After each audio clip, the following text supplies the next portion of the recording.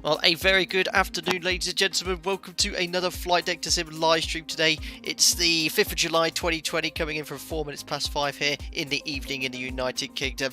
And here we are back again in the Felis Tupolev TU-154, an aircraft which is, well, it's somewhat close to my heart. It's been a while since we've flown it. I've spent the last couple of days kind of refamiliarizing myself with it. I'm sort of back where we were previously with the stream, but we'll have some fun today for sure. We're going to be taking a 2.5-hour flight from here in Bulgaria, Sofia, to Duxford, the Imperial War Museum. I can't believe I'm even trying to do this. It's a 1,200 metre landing distance available runway. It's a Sunday, so not only that, it's butt or go around challenge, which is inevitable, is what is going to happen. Secondly, we're going to be doing a giveaway. I will give away one copy of the Felis Tupolev TU-154, which is in sale as well, so you can go grab that if you're so desperate for just $31, I think, or something like that as well. Massive thank you to Brad Delmott for the $15 donation there before the stream even started. That was very kind of you. He says, good morning from Queensland, Australia. No doubt it's very early in the morning there, Brad, but thank you very much for your donation. I hope you're doing really, really well today. Anyway, I hope you're all doing extremely well. I won't say what happened in the Formula 1 because I was watching that just before the stream. I know some of you who don't have Sky. Well, I don't even have Sky. I had to pay to view it on whatever that thing is called. But what a race. Very exciting. But today the excitement continues because, yeah, this is a heck of an aircraft to fly. It's one of the most challenging aircraft in a desktop simulator, I think. It's so much to do. We're going to get it all set up. We are offline today as well. I have got a file... flight plan filed on VATSIM, so I might log on later. It's a Sunday, you know, it's possible that we could have issues, so it's going to be a procedural, well, no, not a procedural approach today. We're going to be doing a visual circuit as we get to Duxford, because Duxford, it's in uncontrolled airspace. We don't even have the ability to have any vectors there. It's going to be basically terminating the IFR flight plan just to the south of Duxford, and then we'll enter the visual circuit to try and land this aircraft in one piece. So here we are. This is Alpaca Airways Eastern Bloc airline, Alpaca Flot. I've been keeping quite quiet about it. It is an interesting airline. We run the subsidiary on the side. What could be a good Russian name, Mariana? Vladimir, that'll do. Vladimir runs Alpaca Flot. We'll be talking to him, and he's nicely painted up this livery, which you're going to be delivering to the Imperial War Museum in Duxford for their display. It's looking absolutely resplendent. So massive thanks to Jamlin. If you happen to have the Felis Tupolev, you can grab this livery if you use the command exclamation mark livery. Another thing that's quite interesting as well, the time is against us today, guys. Their runway in Duxford is completely unlit. I think they might have runway edge lighting, but there's certainly no approach lights, so I can't chat for too long because we're scheduled to land just before sunset. So if it's dark, we could be in for, well, quite an interesting approach, so we won't hang around too much chatting. But I will just quickly say massive thanks to all you guys that have joined here. We've got the Vodka Bird, a comment from Brad Delmont. David Hughes says Nikita for the name as well. Liam T says this is way better than F1. Yeah, the fact that Mercedes were having to perhaps slow down at the end of the race says it all, but we won't continue talking about that for too much there. But I hope you're all doing very well on this Sunday, and with that we'll now jump into the flight deck. So it is completely cold and dark. Just to show you what I have done here is load the aircraft. Now, you've got to be so careful with the mass and balance with this aircraft because the fuel tanks are after the CG position. So you can actually see here our takeoff CG is right on the aft limit of this aircraft. It's around 28 meters on the Mac, but look at the landing CG. It's a whole whopping 10 meters forward. So at takeoff we have a very aft center of gravity. For landing we're right on the forward limit of center of gravity as we burn the fuel off. I had to do quite a lot of jigging with the passengers and cargo just to make sure that we were in limits for the entire sector. This aircraft can be quite unstable in pitch. If you're over the limits, you can run out of stabilizer authority, but it's all loaded correctly. It's a whopping 20.9 tons of fuel for this 2.5-hour flight. Incredibly, that's because this aircraft burns around, well, more than twice the amount of fuel a 737-800 does. Apparently, what's Sergey? Oh, Sergey is going to be the name of our dispatchers today, according to Mariana. But it's anyway all loaded up correctly. What else have we got here? We've got all the stuff open, making sure we can start the boarding as well. But yes, this is just a positioning flight. We've got some fair-paying passengers who are in for the thrill ride because all the local theme parks are closed, so they want to try and approach into Duxford instead. Right, anyway, let's get the ball rolling. So we're going to go here to X checklist, open checklist. This is vital for this aircraft. If it wasn't for this, I wouldn't know what I was doing. And secondly, you'll notice that Felis gives you the option to have all of the panel translated in English. Now, before a lot of you start going, oh, you should do it in Russian, a lot of the Tupolevs are actually built with the English language on the panels, so this isn't that unrealistic. It's for some of the Western operators perhaps who had this aircraft to perhaps use it as well, so it's not entirely unrealistic. But for those hardcore users of this aircraft, you will be disappointed with the fact I'm going to be using the GPS, the Garmin GPS today, which again is fitted to some Tupolevs. The NVE navigation system, I just don't have the time at the moment to learn, and I know there is another more basic GPS, but for me, just to use the Garmin, as some of the Tupolevs are fitted with, it's a lot easier. Right, anyway, let's get the ball rolling here. So ground menu's loaded, stab setting we've set for departure, so it's very important that you do this as well if you grab this aircraft. So I'm just going to go here to services and loading. So the stab set for takeoff is in the center position, so it is perfect where it is now. I'm not entirely sure what that does, but you've got to make sure you match your position from when the aircraft is empty to when it's loaded. Did I make sure the aircraft was loaded? I did. Right, let's get some electrical power to the aircraft then. We'll put the batteries on. So we've got N1, N2, N3, N4. So the 4 batteries, I guess, are on. Fire system agent or arm, which is up here. There we are. APU start switch. You're going to put the APU on the bus. We're not going to use the ground power today, so APU start switch. APU to start mode, and we'll hold down the start button. APU doors are open. Starting area is clear. There we are.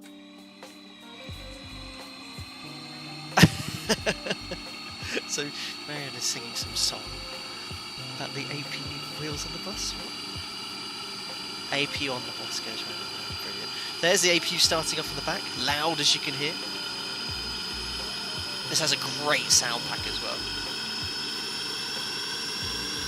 Felis is in the house, everyone. Felis Leopard, the developer of this aircraft. Please keep your eyes wide open for anything I might have forgotten. Thank you very much as well for promoting the stream too. Appreciate that, buddy. Let's get the APU power selector on now. I think that's all started up,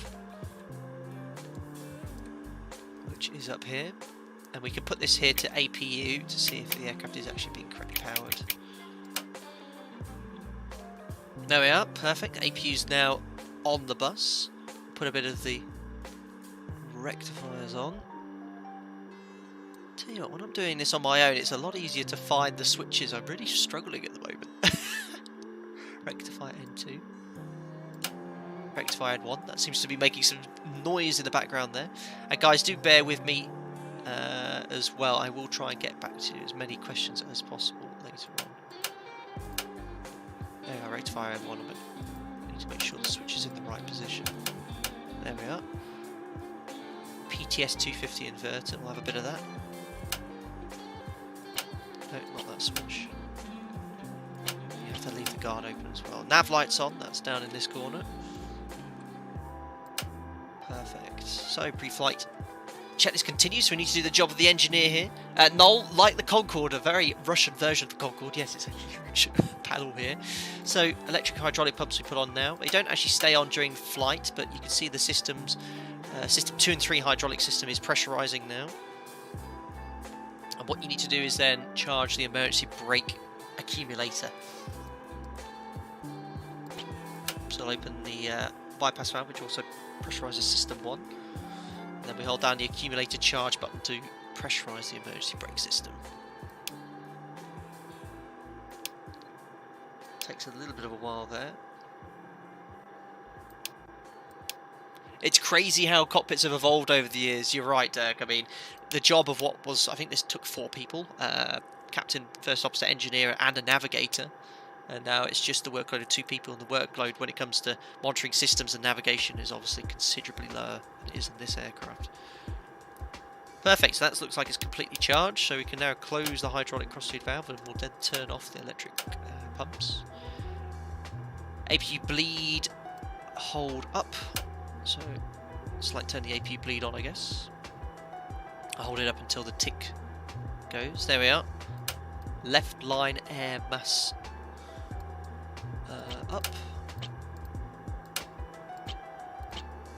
And we hold these pressure valves up, and you'll hear the air-conditioned air coming into the cabin now on the flight deck. Don't know if you can quite hear that in the background.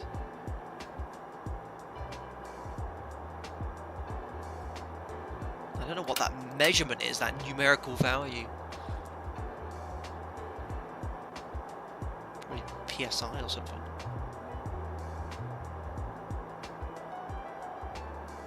Ah yes, it's Freckles Aviation's birthday today. Happy birthday to you. And Jamlin's. Got two members of their birthday today.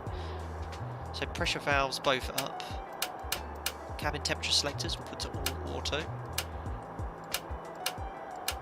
20 degrees. Now it does look hellish complicated, but once you put this in auto, and the same with the fuel tanks, there's so many fuel tanks in this aircraft, but it is automatically, it manages all automatically. I remember confirming that with Felis, so you just turn all the switches on.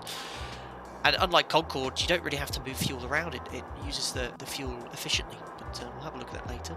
Ground air conditioning on. And now we have to flick a lot of switches up here. So vertical speed indicator, angle of attack indicator, we'll have a bit of UVID, no idea what that does. Turn indicator will have artificial horizon.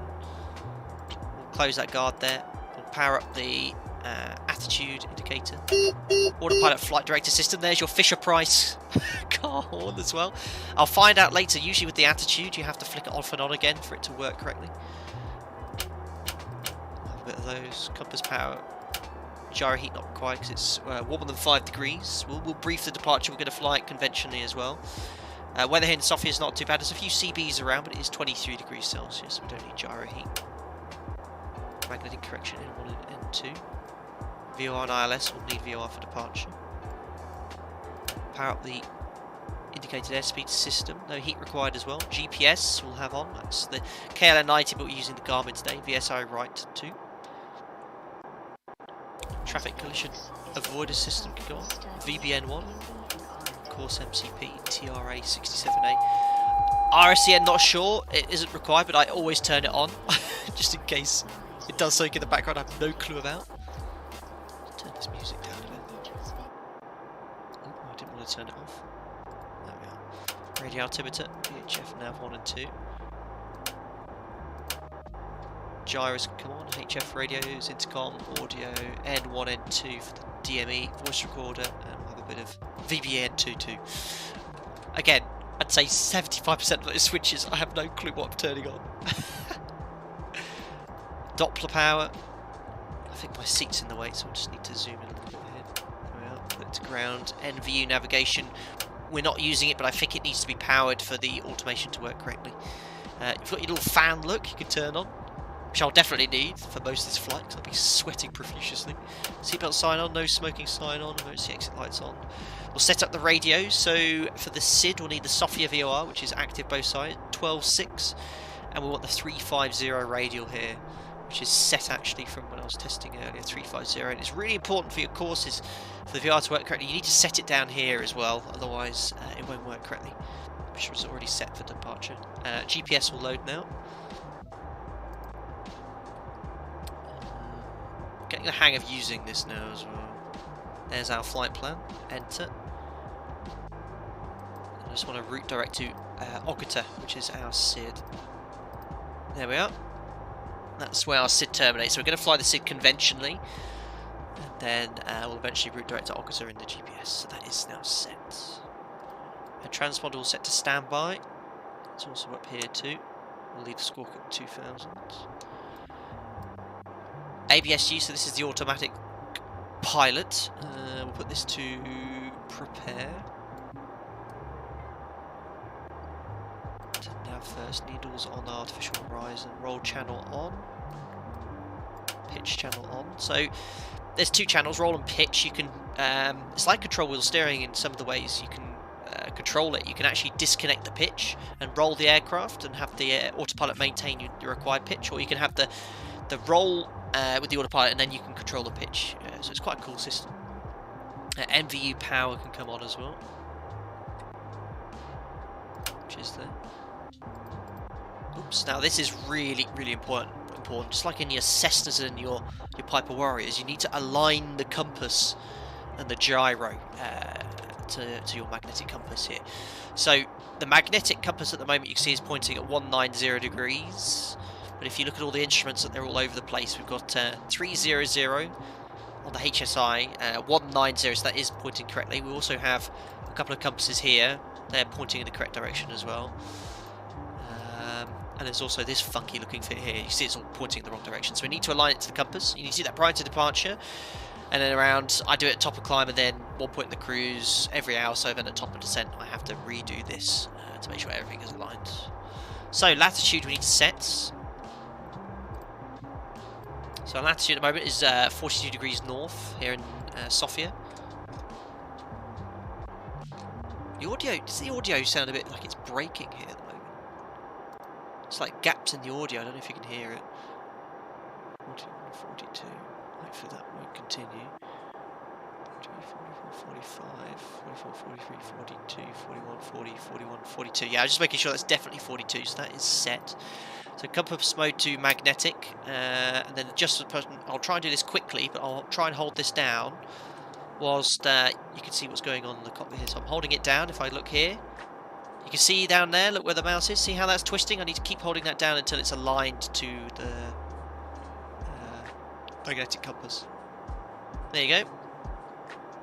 So we can now let go of that switch. Compass correction to reference. Adjust the button, press and hold. Again, now you can see the RMIs spinning around. It's going the long way around at one looks of it. APU misfiring, probably. It's old. Perfect. And then we put the compass mode to DG, and that should align all of them. Put this to main, and then hold. So you can see where the mouse is. I'm having to do it like this because I'm also holding the switch down as well. Perfect. Compass mode to reference. Adjust the button, press and hold. It looks like everything is pointing where we need it to. Compass mode to magnetic. And then we put the switch to main. Perfect. So we've aligned the compass and gyros, and now we're right at the before start checklist now. So we're going to get to the point where we're ready for engine start. Then I'm going to do a brief briefing, and then we'll go through there. Thank you very much to Adriano Buno for the donation there. It was very kind of you. $2. Hope you're doing very well, sir. I hope you're enjoying me stress and pull my hair out trying to get this aircraft set up, but so far so good. So we don't need a pushback tug, we're on a remote stand here. I'm now going to test the attitude function. So you'll notice at the moment there's a flag here on the artificial horizon. I've just spoke to Felis about this. I remember when I first used this aircraft. I just accidentally switched something. I hope it wasn't important. But if you turn this off and then on again, it clears the fault, and then the autopilot all seems to work correctly. So I always do that way. We'll test the autopilot as well to make sure that works at this stage. So engage in autopilot. So the autopilot is engaged in roll and pitch. We can disconnect that. Roll and pitch, and then I can reset it too. Engage in autopilot. It's definitely working. So it's really important. If I did this before and I forgot to test this and for some reason didn't work, and once I got airborne I had no autopilot, but that's definitely working. Flight instruments we've set for departure as well. So I just want to get the QNH set. So we've got it in metric meters here. Let's put it to feet. And we've got live weather here. Current QNH in Sofia is 1013, and that is indicating the elevation, which is 1742. We've got 1750, so that's set. We'll do that to the first officer side as well. I'm going to put straight away our cruise level, which is going to be flight level 340. This aircraft has no ability to capture altitude, so you have to manually push out hold when you reach your cleared level. It's quite challenging.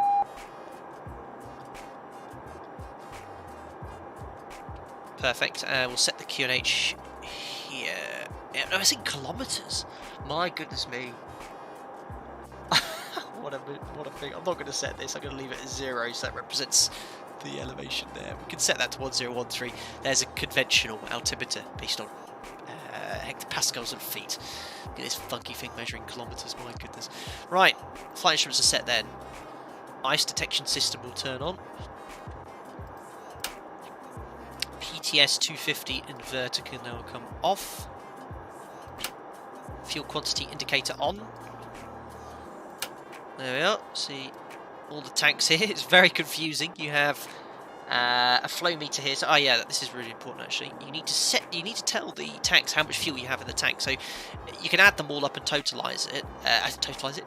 Use the totalizer, or it's far easier just to go here, see how much fuel you've got aboard. So at the moment we've got 20.9 tons, and so you need to set this to 20.9. So when you fly en route, you can see how much fuel you have left on board. So we'll set that to, there's 21, there we go, that's about 20.9 there. And as you fly en route, you'll see this figure goes down, obviously 0, game over.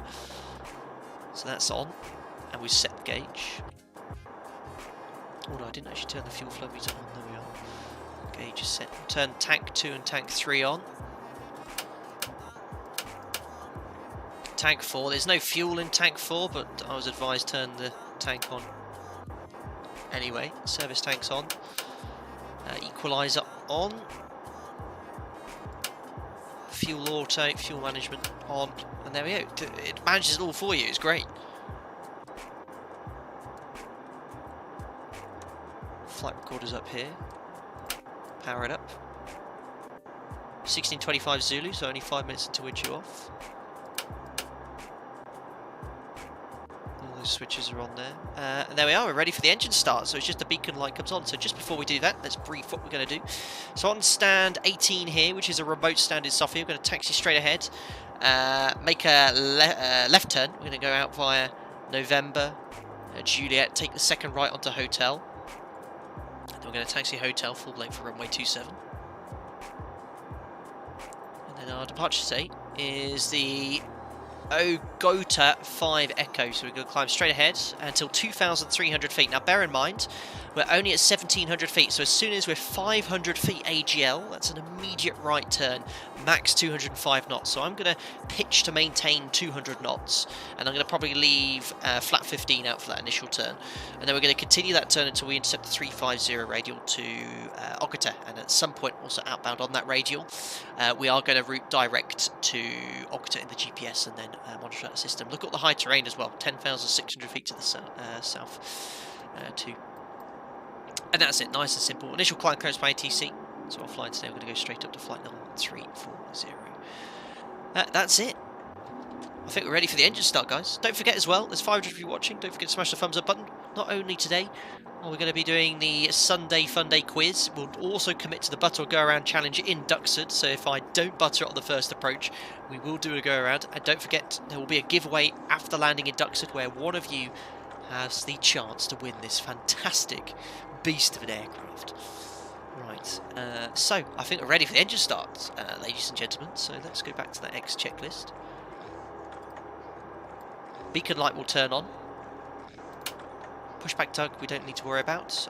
We need to now get rid of all the ground service equipment on Alpaca Flot. Airway is flight 5 Tango uniform.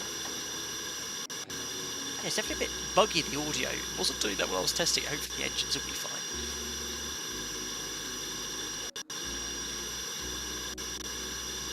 There we are. Ooh, reversing away.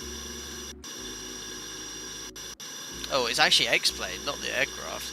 It's like a bit of stuttering. If I move like this, does it stutter as well? No. Must be the X-plane itself is fine.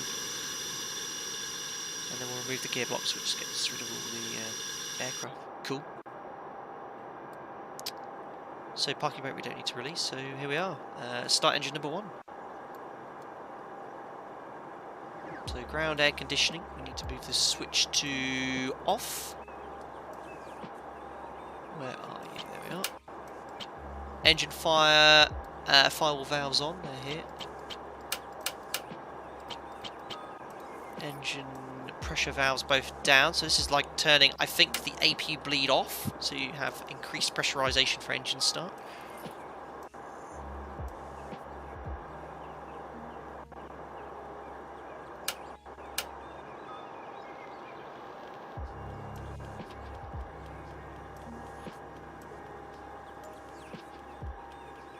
I think you mean rig away.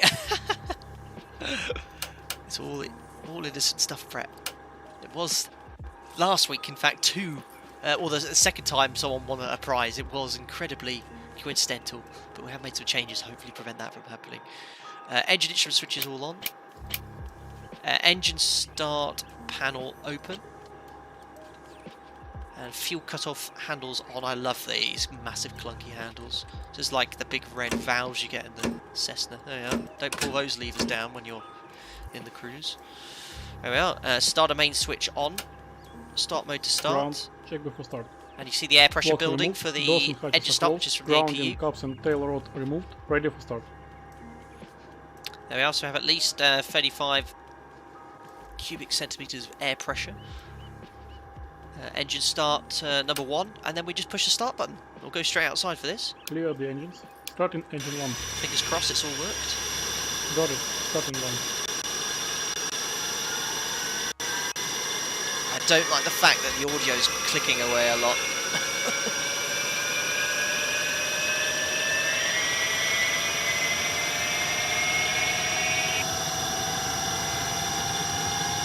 It seems to have fixed itself.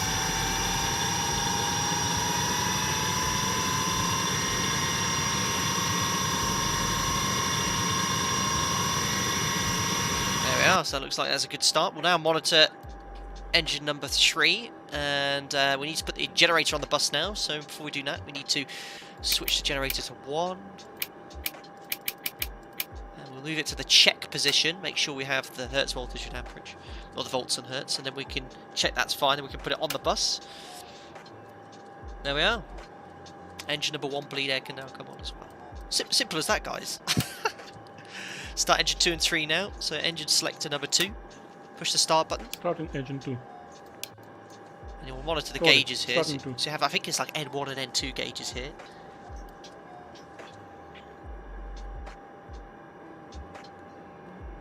There's the EGT increasing as the fuel ignites to the combustion chamber. Guys, the quiz today will be a few questions themed on the Tupolev, so go look up about the TU-154.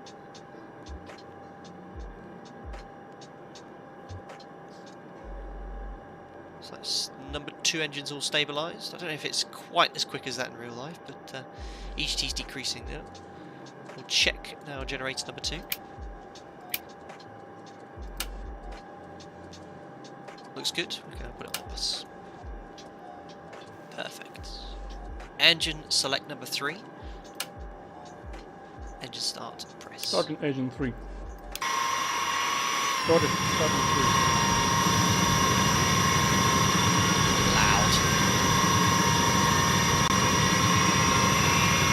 There's a puff of smoke.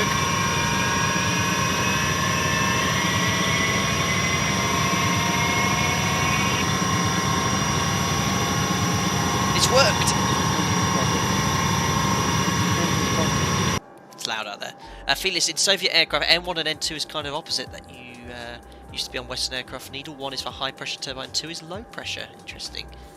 Felis is the man. He's the one who actually built this entire aircraft from scratch, based off input from real Tupolev pilots. So, if you want any advice or technical questions, please direct them towards Felis, not myself. Right, generator 3 will check.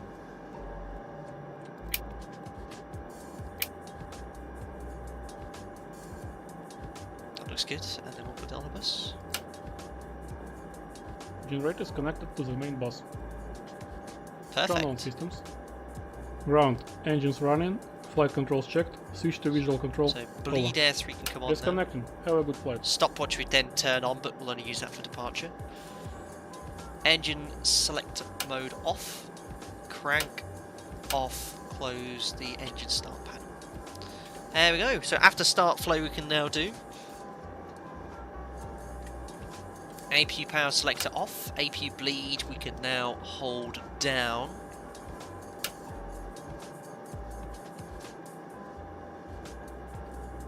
That's brought the ready to start light up. APU shutdown.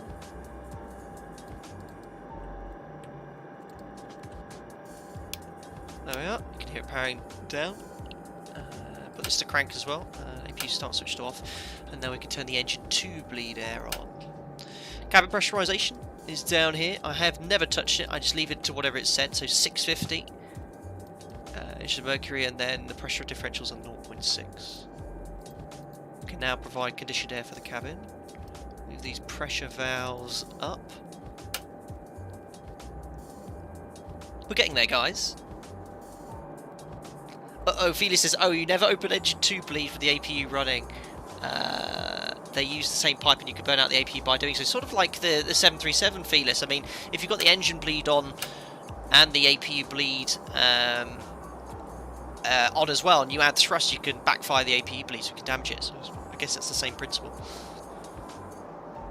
There we are. So we now have airflow. Cabin temperature set. Flight control boosters are all on. You don't understand how long it took me to work out where these switches are, guys. Window heat can come on as well. Perfect. Before taxi checklist. So nose wheel steering, we need to set that to 63 degrees, which is why the takeoff not ready light's flashing. We're going to use flap 15 for departure. Slots extending. Slots extending. Stabilizer moving. Taxi lights will put on or extend to. RLS system -1.5 is down here. Slots Turn that extended. on. Auto throttle to prepare, which we're going to use in the cruise. So where's the prepare switch? There we are. Close the guard. And that's it. The next thing is the before takeoff checklist. So what I like to do quickly is just do a quick flight control check. Make sure we've got everything as we'd like it. So we've got a little gauge here, so you can see the elevator. I'm pushing down now, pushing up, and aileron. There we are, left and right. Now, Felis, I don't know if this is a bug or something I've forgotten, but when I try and move the rudders, which I'm moving now, the rudder indicator doesn't move, but if you look externally, it is moving completely fine. So I don't know if that's a fault with the gauge or something there. But the guys are all ready to go. We can now request taxi, and we've actually got a clearance. Alpaca Flot 5 Tango uniform, taxi hold point runway 27, and it'll be via Papa Juliet and hotel, hold hotel 1. Oh, yeah. Lease parking brake. Turn 63 is on. Off we go. Right side clear, ready for taxi. Felis, Left and forward clear. I think does this audio is taxi. great because it just makes sure everything's configured. Check brakes. Check the brakes, there you are, so the aircraft stops. Brakes check, okay. We'll try and do a little taxi past here because it sounds awesome.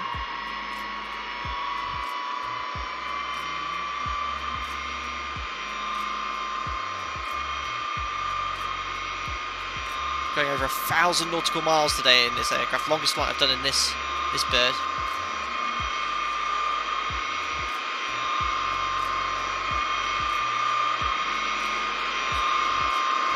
Turn indicator and compass check.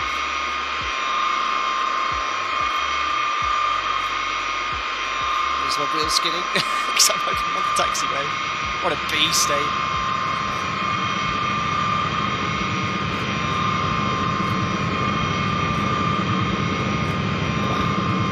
Got to get it to Duxford first.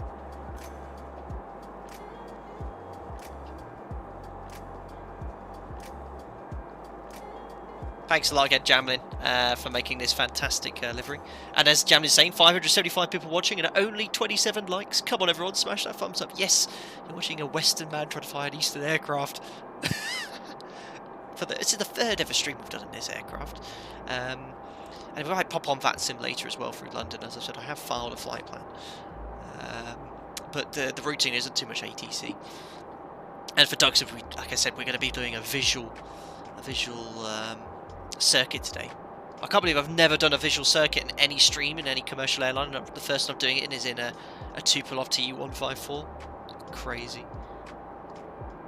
Felis, have I forgotten anything major? Please let me know. Guys, completely forgot, this is great Sofia scenery, completely for free. If you go in the video description below, you'll be able to see the developer. It's on the X-Plane forum. You just need a few libraries, but it is a really nice rendition of the airport. And as I said, the time is behind us. We cannot be really landing any later than 9 o'clock in Duxford local time.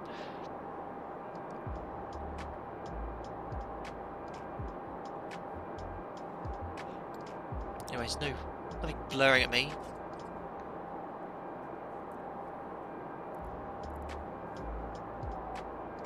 Did you close the L1 door and disconnect the TU? I think we disconnected everything. There's nothing hanging out or any doors open.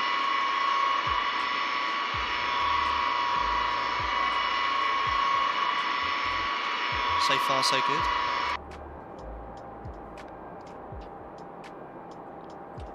Totally, can we get 1,540 likes to TU-154? That's an epic, epic challenge. Don't do the light target so much anymore, but yes, keep smashing the thumbs up button. I've no doubt Duxford approach will be very interesting. If it's too dark, they'll use fireworks to guide you. Don't worry, it's very safe. What didn't they in World War II? They used to light up fuel, didn't they? They used to put fuel on the runway edge lights and literally light it up. And it wasn't so much a visibility, but it was like just to burn off fog and low cloud. No ILS back in the 40s.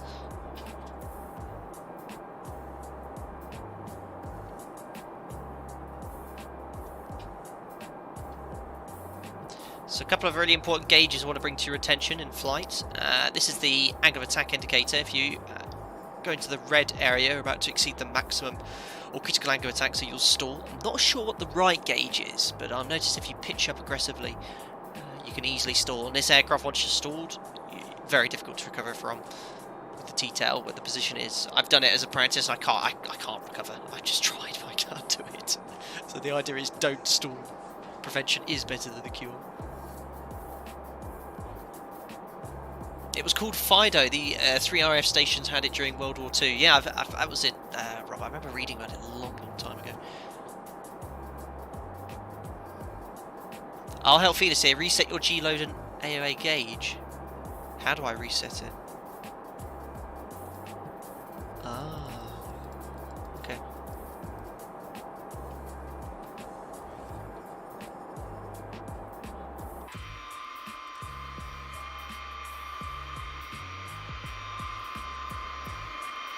Turn the music off for departure as well.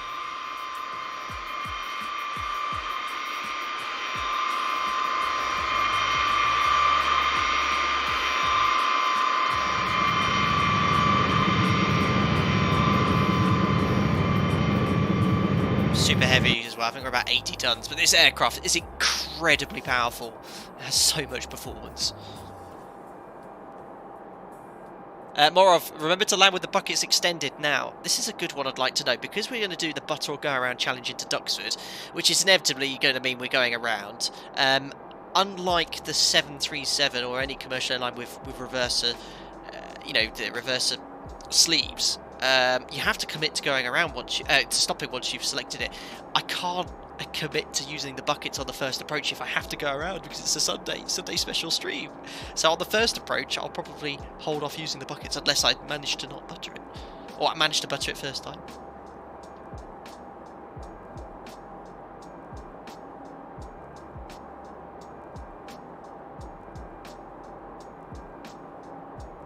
Finley, the wide gear stance is awesome. Yeah, it causes issues in Duxford though. The taxiway's too narrow, basically. Both the gears just straddling the pavement. It's pretty tough there.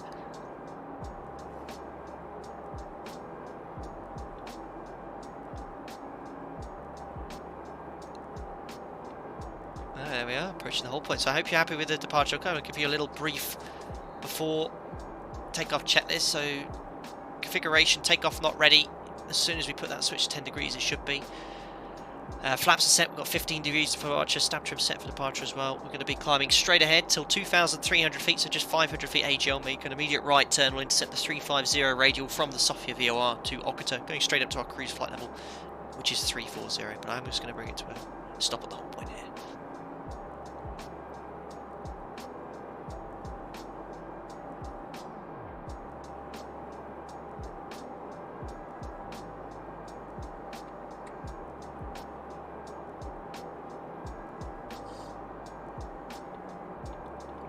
Let's bring it to a halt. So I've just got the control column missing here because it's so massive you can't see half the gauges there. Right, parking brakes set. So let's just have a quick look at that X checklist again.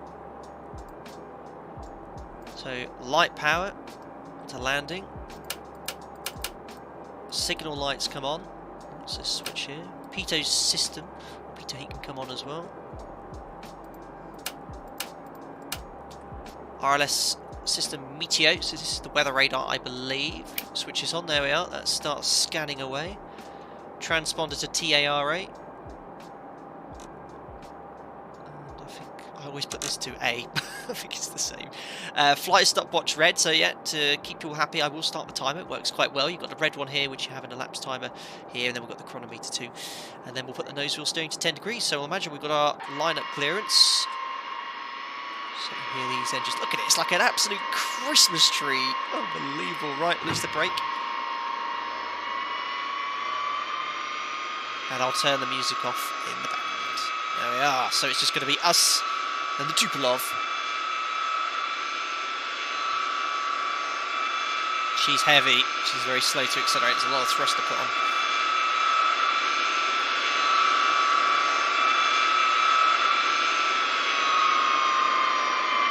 Look at that gear.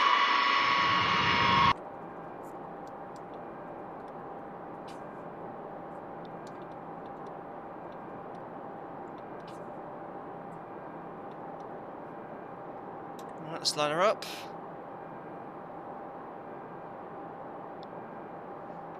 Oh, look at that. Oh, you can't get lineups finer than this. Right. So, let's set the parking brake. Just want to make sure we've got our heading set. I'm actually going to put this to the intercept heading for this radial. So I'll put it on around 03 or 040. Guys, there is no toga. So get your togas in chat and I'll do the best I can, which is just simply advance the thrust levers. Let's just go here to the X checklist here, open checklist. Flight stopwatch will start the timer now. It's red, start the chronometer as well. Nose wheel steering to 10 degrees. There we are, the ready not takeoff light has extinguished. Not lit, and there we are, full power for departure. Ladies and gentlemen, let's go and deliver the Tupolev to Duxford. Let's just turn the volume up for you. There we are. Off we go. Brake released. Stand the thrust levers up. In fact, I'll hold it on the brakes until we have full power. You ready, guys?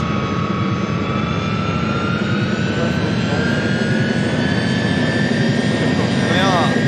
Full power set, brakes released. Thrust, parameters normal. Off we go.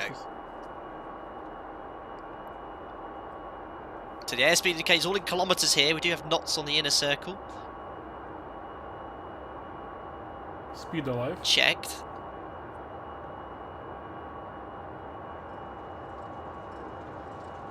$200. Checked. Kilometres an hour. $220. Check. $240. V1. Rotate. Rotate. Up we go. And we're airborne. Positive rate. Gear up. Gear's coming up. Gear going up. Already doing, I need 200 knots, so I need to pitch up a little bit more here. Altitude 50. Turn off and remove the lights. I will do, Felis. Patience. Landing gear up. We're airborne right there. We've already gone blasted through 2,300 feet, so I'll start that right turn. I just want to lower that nose slightly because I want to do 200 knots.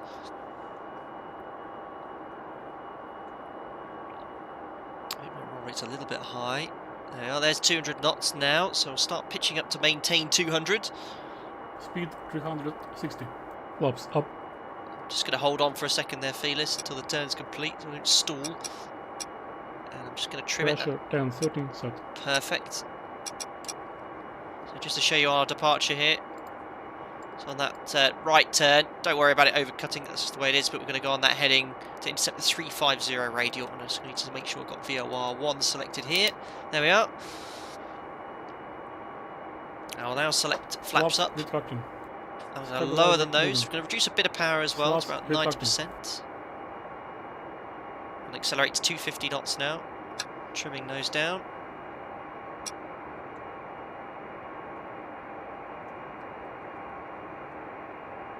Flaps and slots are removed. Stabilizer 0. There's 250 knots. So I'm going to start pitching up now to maintain 250. There's the radial coming in from Sofia. So we're going to start that left turn. They're a little bit, the flight director commands are a little bit delayed. We're already, look at our climb rate. Over 2,000 meters a second. There's the radial coming in. 92 to 94% RPM. Thanks, Felis. I've just reduced that. That was a good guess. There we are. We're on the radial now. So what I'm going to quickly do here is select Engaging stab, autopilot. maintain pitch, and VOR 1 lock is on. Actually, I'm going to go heading select here. Push this on heading. I'll just fly the radial manually for a second. Ooh, make sure we've got the heading matched first. It's looking okay. Good. We'll quickly do the after takeoff checklist. So gear up and off. Gear handle neutral. Flaps are up. Landing lights up and off. Cabin pressure. I hope that's okay. Power's set. Signal lights can come off. And that's it. Flaps are up, after takeoff checklist complete. So we're just flying outbound on this radial in heading select at the moment. Look at that. So I just need to make a slight adjustment in the heading. We're past 10,000 feet here, so what I'm going to do is use the pitch mode to lower the nose. So I'm going to get it to around 5 meters per second. 5 meters per second is around 1,000 feet per minute. And then get the aircraft to accelerate to around 280 knots. So lower that nose a little bit here. I'm not going to use the auto throttle because I believe Felis told me a while back that's only for level flight. So there we are. We're now accelerating to. I'll go to around 280 knots. As soon as we're at 280, I'll select V, which is like level change in the 737, so the aircraft will maintain its pitch. It climbs so quickly, this thing.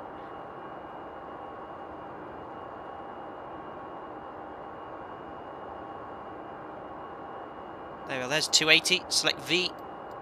There we are, and now the aircraft will start pitching up to maintain that speed bug.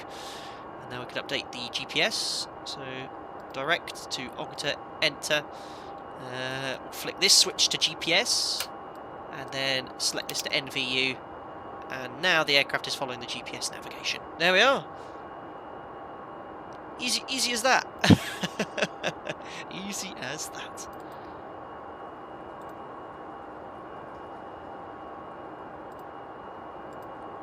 And up we go.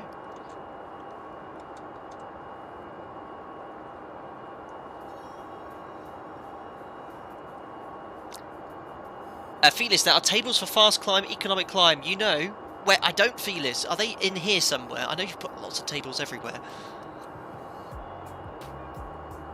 What is this table? No idea.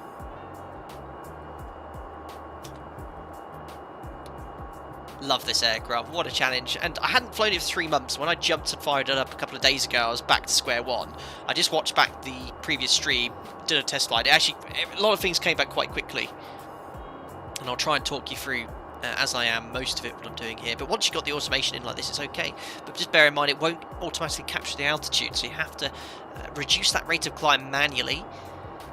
And then make sure as soon as you're where you want to be, push the hold pitch button, and that maintains your altitude. Felis, no, there's none in the cockpit. Just remember that usual climb and descent is about 550 kilometers an hour. We're at 500, so that's okay. I just use that checklist, so probably a tad faster, 550. We'll do what you said, Felis. Let's go 550. Lower that nose a little bit more.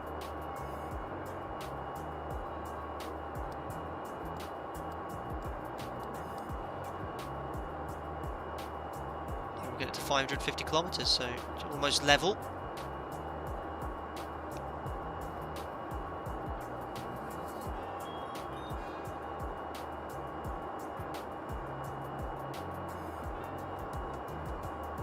And there we are, look at that, 300 knots climbing, amazing. Back to V speed, there we are.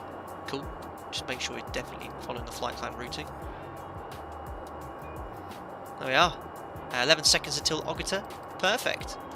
Let's just make sure the aircraft turns.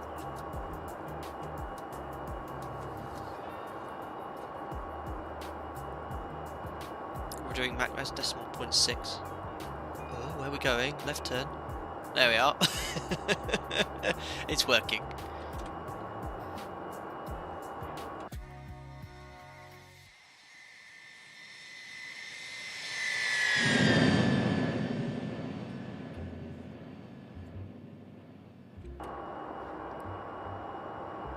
Guys, right as well, Felis has this aircraft on discount at the moment. I think there's a lot of discounts in the Expo store, so you can actually pick it up. I think it's just 25 quid at the moment. So yeah, if you're up for a challenge, download it. yeah, it is challenging. There's an X checklist here. Follow the checklist, and you'll be jumping all over the place in no time. Frankly, Joe, the nav display is basically a Russian Nintendo Switch. I mean, yeah, didn't they? It looks like they took this straight out of the goddamn Soyuz rocket. This is 60s tech, guys.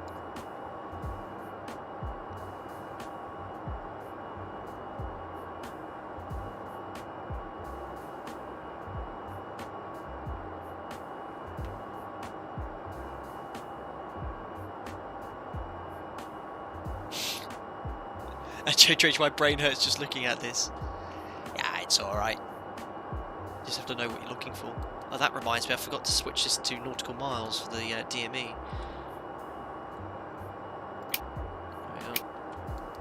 Everything's just metric in this. See how much fuel we're burning an hour, just to show you here. I think this is the fuel flow. Because each engine's burning... I wonder what it would have been at takeoff power, but we've still got quite a lot of thrust here. So 2.6 tons per hour per engine. I mean, that is insane. What's that? 2.6 times 3, 7, 8, isn't it? It's burning it's burning 8 tons of fuel an hour in the climb.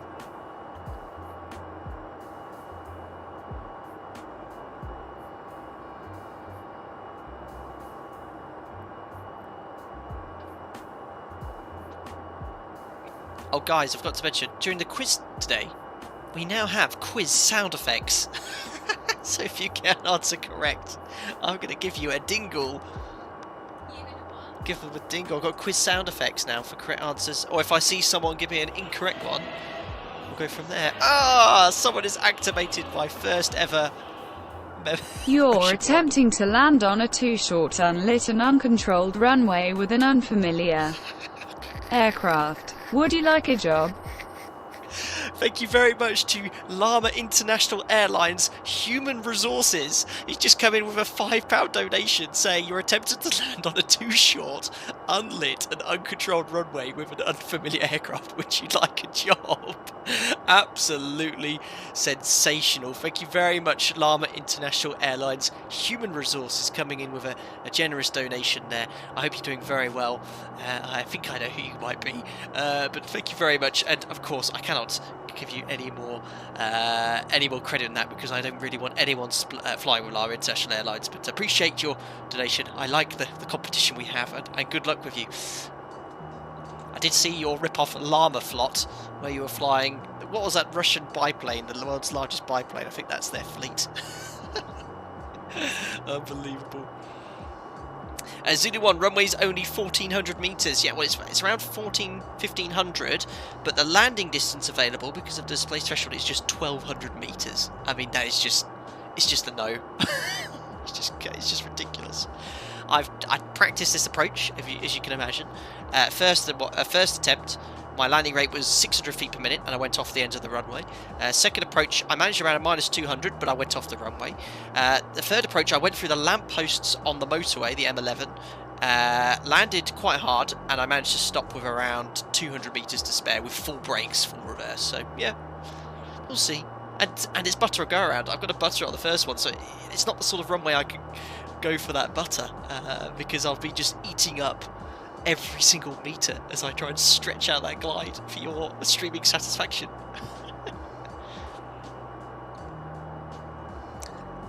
Lampposts don't stop Alpaca Airways, says Joe.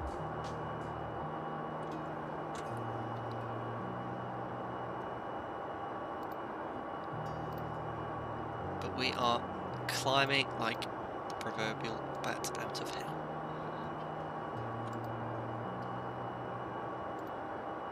Look at that. 30,000 feet, and we've only been airborne for, what's that, not even 15 minutes, 13 minutes.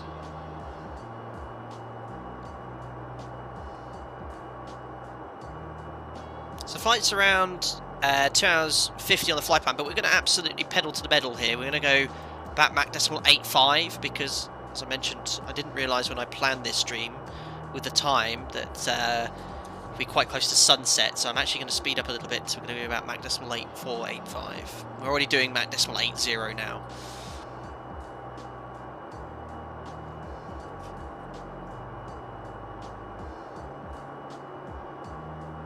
Fazian, you probably will butter and then won't be able to stop before the runway runs out. Yep. That's quite true. Hope you're doing very well, Tim Fraser. The colour of the cockpit resembles the MiG-17 in DCS, so this is a very common colour in Soviet-themed or based aircraft throughout the entire 20th century.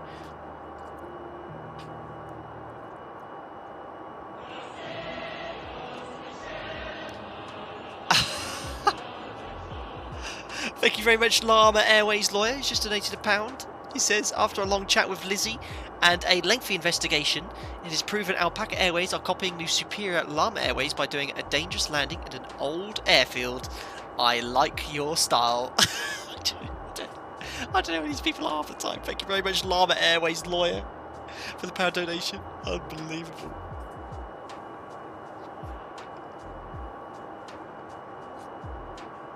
Anyway, approaching 1 to go, look.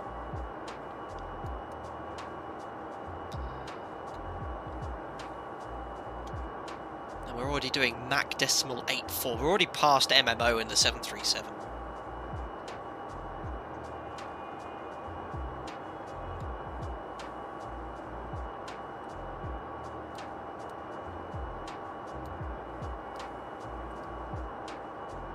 I like how it's looks like a Tupolev as well, and I like. Where's my little altitude call out? Does that just come at 500 feet per minute? Look at the speed.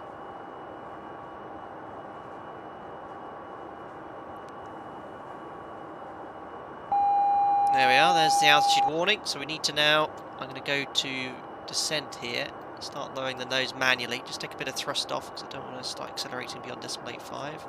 Lower the nose a bit too much, look, ever so slightly descending. So I'm just going to twiddle that up and move up the armrest. And as soon as we hit 340, I'll push the out hold button. Thank you very much, Kieran Harvey, for the £1 donation. Just give me 2 seconds because I do need to level off manually here.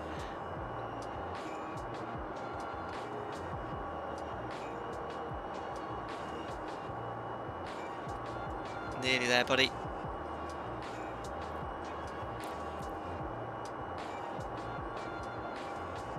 Well, we are crawling up. I think I've just had time, Kieran, to say here. Kieran, thanks for the £1 donation. Last week, my Wi-Fi adapter proved its worth. This week, I'm going to just enjoy watching the quiz. A week immortalised is quite enough for me. Looking forward to watching the Duxford landing. Thank you very much, Kieran Harvey. Yes, who of course is the current quiz champion. Your place is up for grabs. We'll do it, I reckon, it's a little bit of a longer flight here. So let's say in an hour's time. We'll do the quiz at 7 o'clock UK time, so in 58 minutes.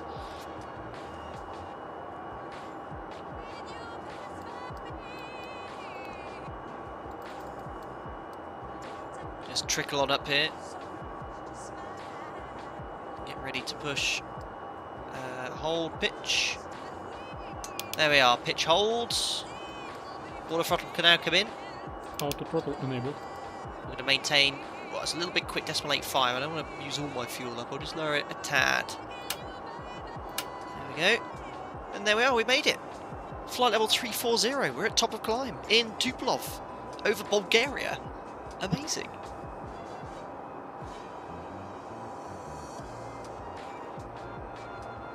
Finley, I have to go for dinner. Common occurrence on these streams. We'll be back in a bit. Enjoy your dinner, buddy. Thanks for helping out as per usual.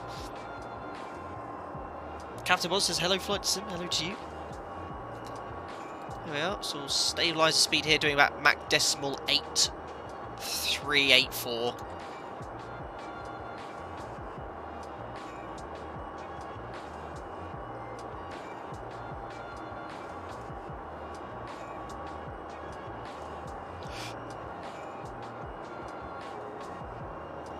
Just checking I have got a flight plan filed on VATSIM. I might log on later, we'll see. I know you can do it en route.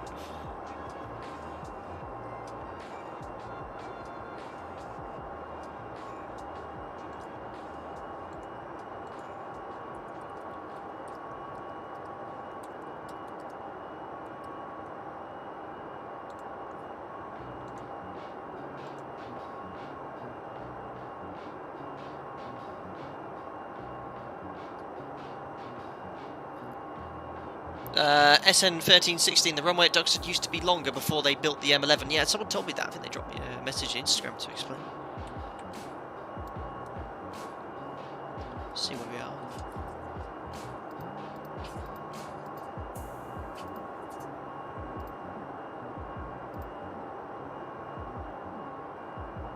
Guys, got some news for you as well. I'm hoping, well, I am not hoping, it's the case. I'm going back flying. End of July. Super exciting. It's been a long time since I flew an aeroplane. November last year, 8 months. But my airline starts flying, and I've been rostered to fly. I've got some training flights to do though, because it's so long away from the flight deck. I've done all my sim checks and everything, so that's all good. I've got to have some line training, just like a cadet, but in the left-hand seat with a training captain. Some nice easy sectors to start off with, some challenging days, and then I'll have a check flight as well. Obviously a lot has changed, as we all know what's going on in the industry. But yeah, really looking forward to it. Thanks a lot, guys.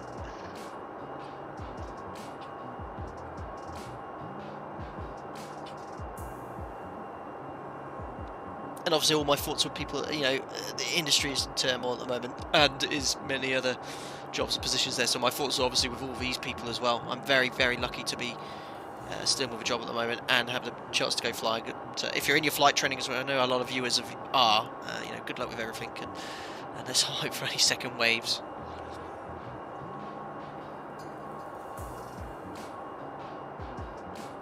Kurosh, does having the main gear so far from each other give an advantage? Well, yeah, stability on the ground, I guess. But, you know, the classic aircraft in World War II was a Spitfire, brilliant aeroplane, but the gear were very close, so it's quite unstable on the ground, compared to, say, the Hurricane. On the Tupolev, they're very wide here. And just don't forget your call sign, yes. Yeah, you know. Facian, I do someone else, like, where you fly first, I won't disclose that. It's a destination in the Mediterranean, let's say, a popular destination.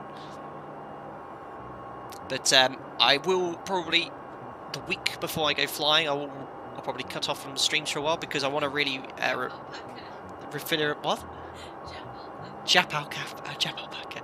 I want to really switch from what I've been doing the streaming to get back into work, and I've been reading all my manuals constantly for the period I've been off. But I've actually got the sim booked, so I'm going in the sim with a friend of mine. We're going to go over some stuff. He also hasn't flown for a while. And then a lot's changed, you know. CPDLC has been introduced since I've been away. A lot of new rules. Everything flying around coronavirus, COVID-19. The experience for passengers and pilots on board is very different, so I need to kind of reassociate myself with that. Thank you very much, Breakdust. Congratulations, but what will we do without your know-how? Thank you very much, Breakdust, for the £10 donation. Very kind of you, sir. Congrats, he says, but what will we do without your know-how? Oh, Breakdust, well, I'll still be streaming. The plan is depending on what happens, the work is quieter, there isn't as much flying. It depends what happens in a few months' time. You know, there could be quite a busy summer schedule that could get ramped up, so it could be busy, but in the winter it's going to be very quiet, so I will plan on doing streams, and on my days off between blocks of duty I'll plan to do at least one stream on those days. But of course, yes, this 2-3 streams a week will unfortunately not last on forever, but it's been so much fun, really. Thanks, buddy.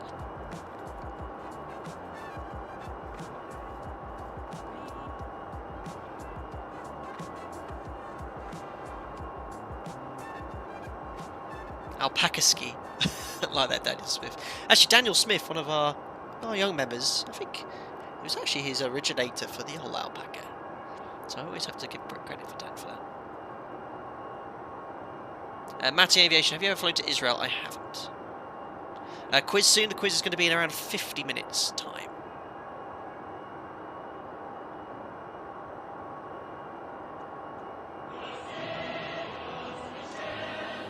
Thank you very much, Kieran Harvey, for the pound donation. He says, maybe your airline are buying the Tupolev 154s and saw your streams and have you pencil in as the new training captain for the TU-154 fleet. Kieran Harvey, I've been rumbled. Yes, we've ordered, my airline's ordered several Tupolevs. and they saw my streams, and they've actually automatically nominated me as chief pilot on the fleet. Thanks a lot, Kieran.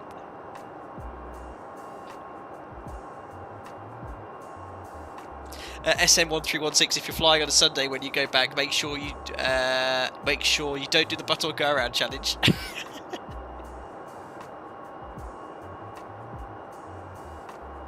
Amazing. Pyongyang. Actually, I was thinking about doing Pyongyang as a destination for this stream, but obviously chat with you guys, and Duxford was top of the list. Should we have a little look at the external view, guys? Turn the volume down before I deafen you all. Still quite loud. High-pitched scream. Let's get my stapler out as we fly over. I think we're still over Bulgaria. Yes, we are. Routing day is going to go here, Budapest, Hungary. Just east of the Alps. I think we're going to go over Bratislava though, and then Germany, right over top of Frankfurt. We're going to head west towards Amsterdam, over the Channel, and then Duxford's very close to London Stansted. Let me get my sellotape reel out. There we go.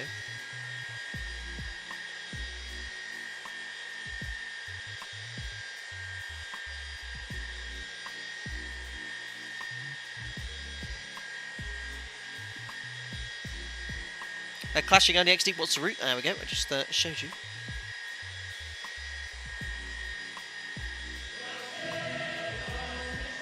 Thank you very much, Tony DeRolo, for the $5 donation, sir. If you're doing well, he's our Alpaca Airways resident engineer. He says, greetings from the hangar. We just finished adding afterburner reheats to the high altitude operations Alpaca for your next South American sectors.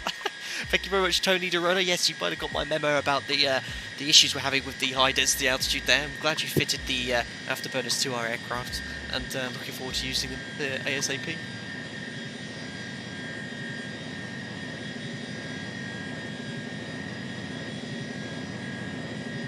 Just breathe in the jet fuel.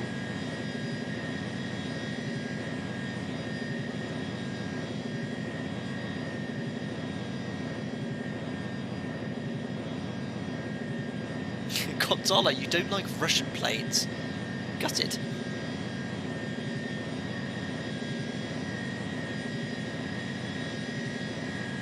Adam, have you ever flown an ETOPS flight? I haven't.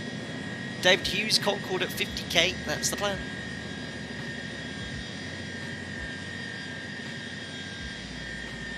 Alan's story, hope you're doing well. If you're using ATC, we'll need to tune into Stansted as they cover Duxford. Yeah, Essex radar. They could probably provide vectors quite close to us there. Tim, have you heard anything from Carl? No, I haven't for a long time. I'm actually going to drop him a message. Yeah, we've tried to get in contact with him, Tim. But I think I dropped him a message. Mariana has as well. But I don't know what's happened to him. I hope he's okay.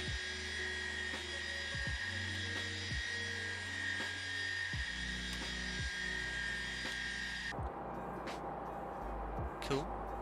That's enough of that screaming noise in my ears.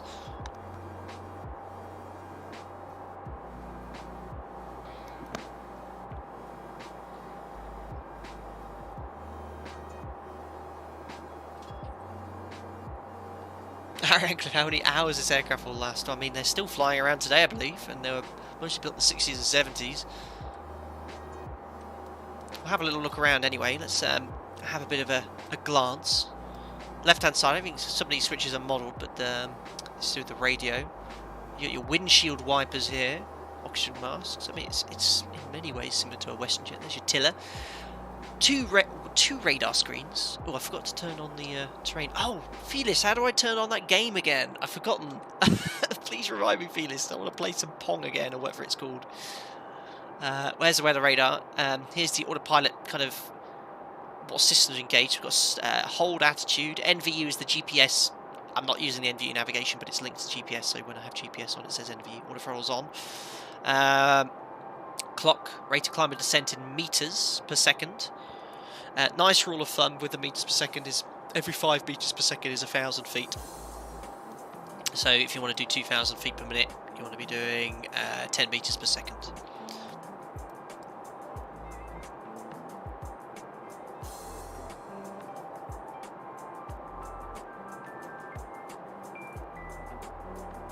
Then we've got the HSI, which this works very differently to a conventional HSI.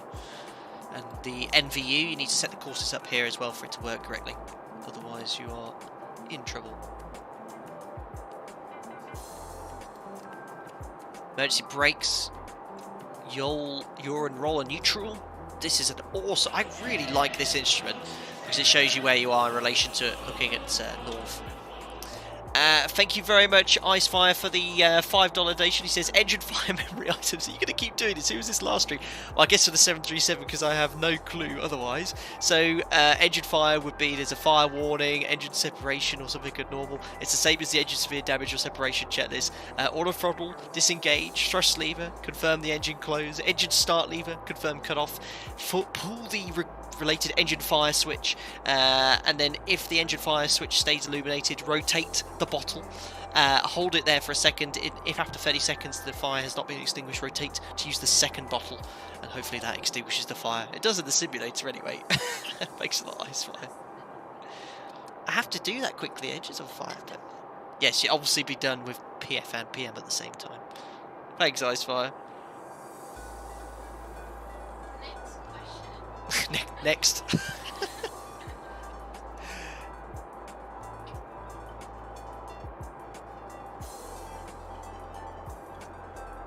Pong deck to sim. Unbelievable.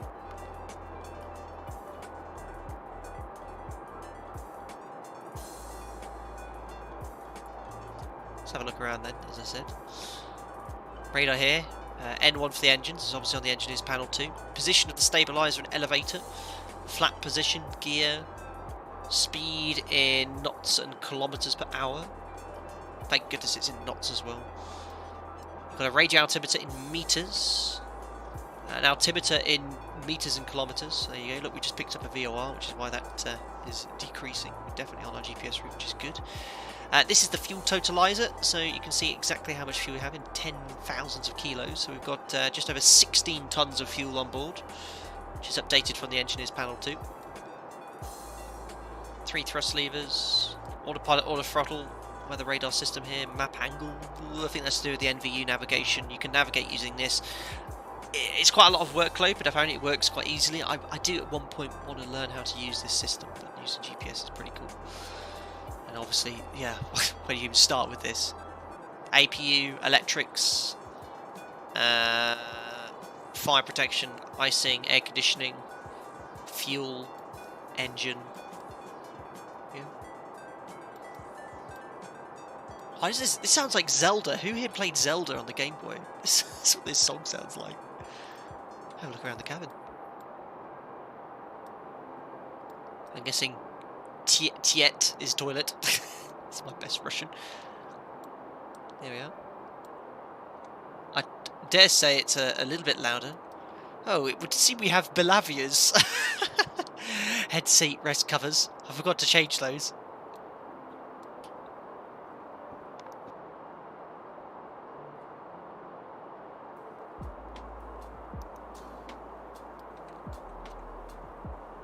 There we are. Looking out the window. Ooh, can actually stick my head out of here. Yep, don't recommend that. Let's go back in. But yeah, it's quite a nicely modelled thing, quite simple. Classic wooden trays, which you'd find in anything adorned in Russia.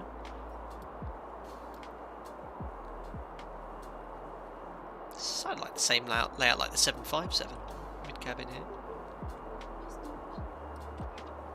Oh, apparently I missed a donation. Alan's Story, thank you so much for the £5 donation. I have no idea why that hasn't pinged up before, but sometimes the thing's a bit slow to ping. But thank you very much, Alan. I hope you're doing very well. Alan's one of our members, and he's done very, very well in getting up and running in the Zebo mod. I heard this morning as well. So Alan's Alan, I always forget your age. He's 70s, and we get him up and running in the sim. So it's great to hear. And he gone from the Airbus to the Zebo mod. So thank you very much for the donation there, sir. I'm sorry I missed that first time as well. It can be a bit slow, or sometimes they don't even ping up at all. With the pinger, so thank you very much, buddy. Will be the cake on the toilet too. Unbelievable. No toilet models. What is it with you guys wanting to see the toilets?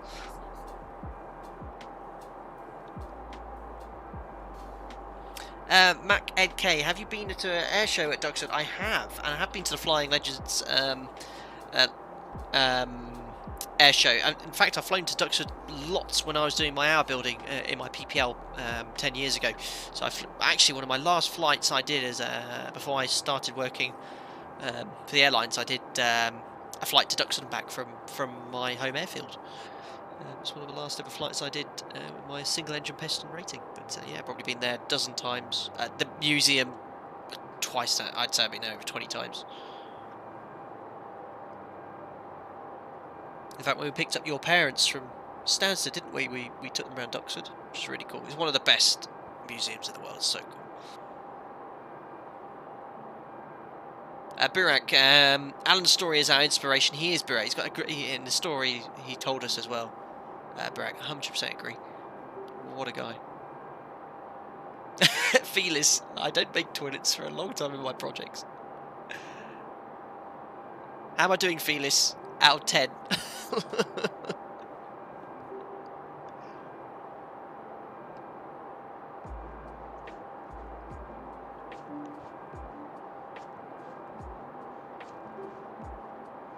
Finny, you're back after a roast dinner. You get indigestion, you ate that quick. That's amazing. I wish I had roast dinner. Yes, Marina.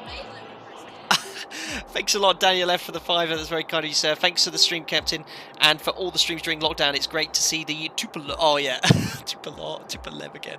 I've never fully learned how to pronounce this, Dan. It is I'm not even going to get started. Thanks a lot, buddy.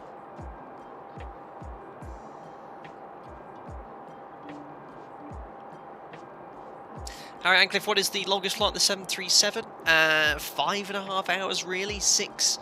I think one of the longest flights in Europe, the 737 does, I think. Transavia, they do, I think from Holland all the way to, what do you call, where's the place we went to? The Portuguese islands. Cape Verde. I think they go from there. I think it's 6 hours or something. I couldn't remember. Cape Verde, you got it, Dirk. Yeah, I think that's one of the longest scheduled flights for the 73. Oh yeah, Dubai. Don't fly Dubai. Do some long sectors. And didn't Norwegian take the max across the Atlantic? I don't know. I can't remember. Oh, Dirk. Sorry, Nightbot wasn't too happy.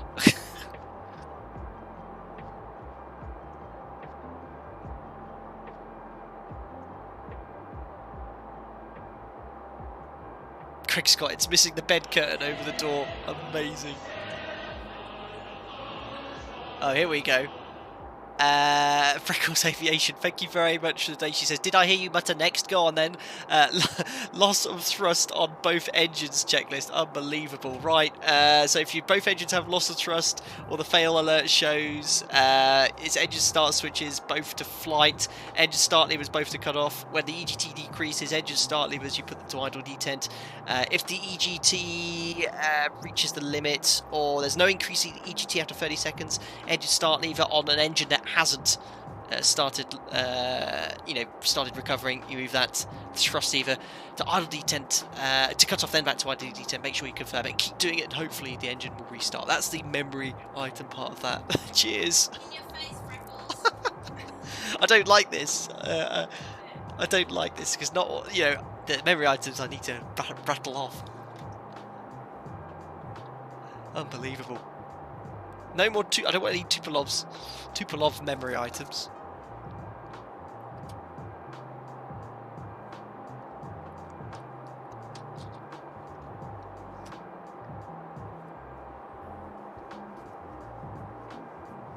Captain Mods, the quiz will be at 7 o'clock local in 35 minutes from now. Cool, that's an aggressive turn the aircraft makes. I just looked away from the screen at the chat, and then I just looked up and I could see the aircraft was banking rapidly. Overhead Tondo. Let's have a look at Fuel. I actually didn't even show you guys. We took an extra 15 minutes of fuel today. We are flying. That's enough to do a go around and go from there.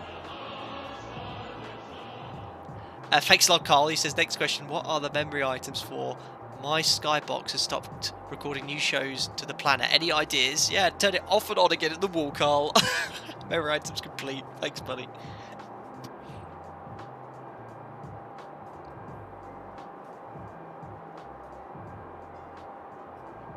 Yeah, let's have a look then. So yeah, as I said, we took a little bit of extra fuel. I think an extra 1,200 kilos, which is only 15 minutes or so. And we just flew overhead. What was the waypoint? Tondo.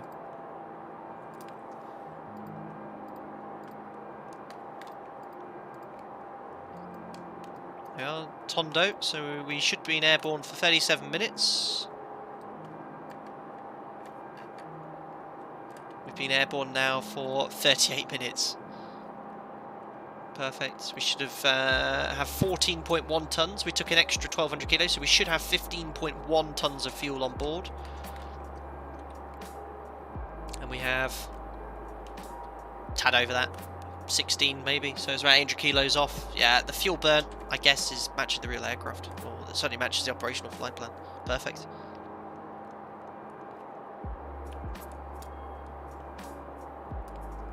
ETA probably from now. What do we? It's around 2 hours 45 airborne for 37. So just a tad over 2 hours. It's a long flight, this one. I will actually have before the quiz around a 5-10 minute break or so.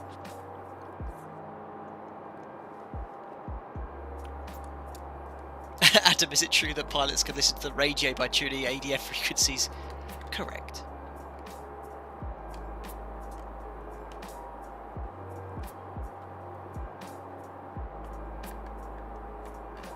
Yeah, Stuart, you're right, yeah, some of the Scandinavian routes to Tenerife are long, yeah, they do those routinely, 5.5, 6 hours. Oh, I don't like the long 2 sectors, guys. There and back. I'd rather do a 4 sector day, as long as the weather's good everywhere. But yeah, the Canaries and back, they're 12, 13 hour duties, and you're sat stationary for a long time. I like to stretch my legs, you know, hand over control to the pilot flying, just stretch your legs for a minute. It gets the blood circling. As soon as I watch, there are other smartwatches available, but every time that tells me to stand up, I try to do that, as I am actually doing now.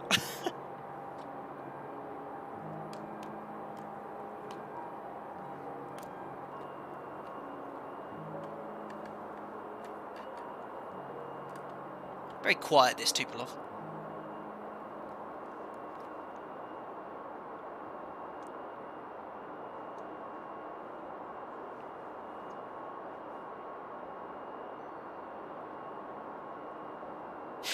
You can tell it's a Sunday. Oh, jeez. Alan's story. I was at Duxford to see the Concorde do a fly past for the last time. Yeah, right, he did a full display tearing through the skies like a fighter. That was truly amazing and memorable. Alan, I would have loved to have watched that with you. I think that would have been awesome.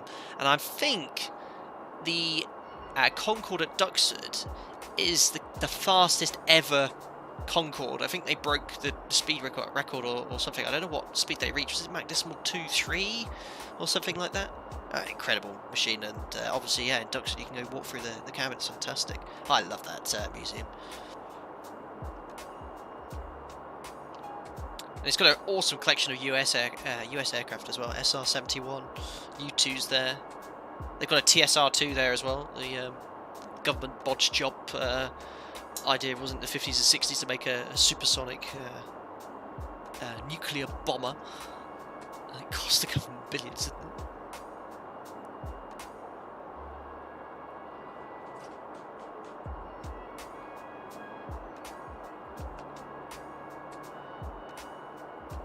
James Karen, how long does it usually take you to download all your orthos for a flight like this? Well, James, over a year ago now, I went to the effort of getting all the ortho tiles for the entirety of Europe, which was many hours, days and weeks of downloading at zoom level 17.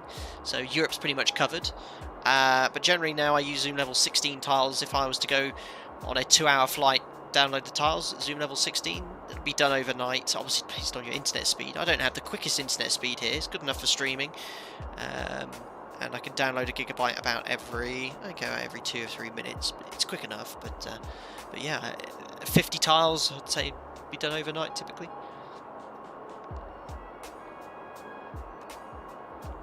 Carl, I understand the TSR-2 was cancelled on the day of the final test flights for total waste. It was a huge waste. But that aircraft was capable of doing nearly Mach 3 or something, wasn't it?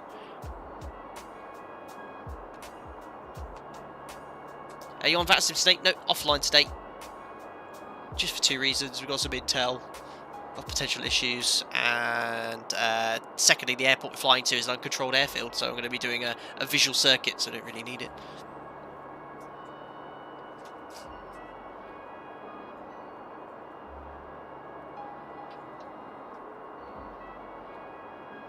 Kurosh, what's the smallest margin you ever had between a high and low speed stall? Well, coffin corner you're referring to. Well, don't ever get anywhere near that in a commercial environment. But if you were to cruise at your FMC maximum cruise altitude, there wouldn't be much margin, but don't ever routinely go up at that altitude. James, there's no metal available for our destination during the hours it's closed. However, if you go for Cambridge, which is literally 5 miles away, I can't remember the 4-letter ICAO code for Cambridge. I'll grab it for you now. That'll be pretty much the exact same weather, because it's so close to Duxford, Cambridge Airport. It is Echo Golf Sierra Charlie. Or Stansted, yeah, Stansted's not too far away.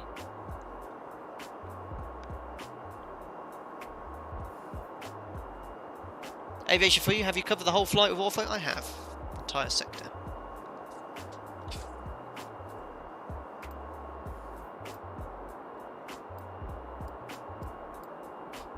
We're in Hungary at the moment.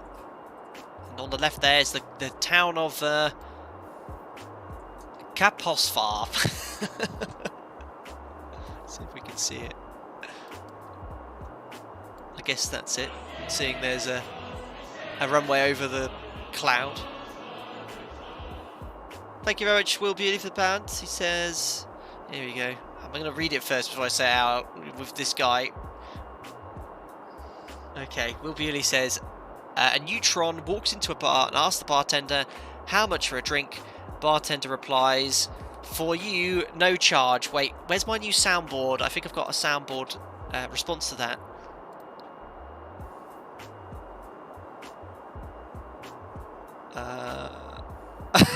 Where's the soundboard? Hold on. I've got a response to that. Here we go, wait. There you go. Can't wait for the quiz, guys.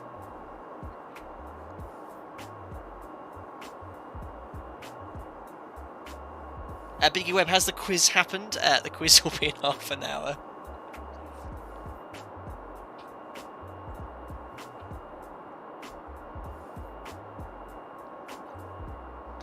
Oh, we've got many more. We've got many more.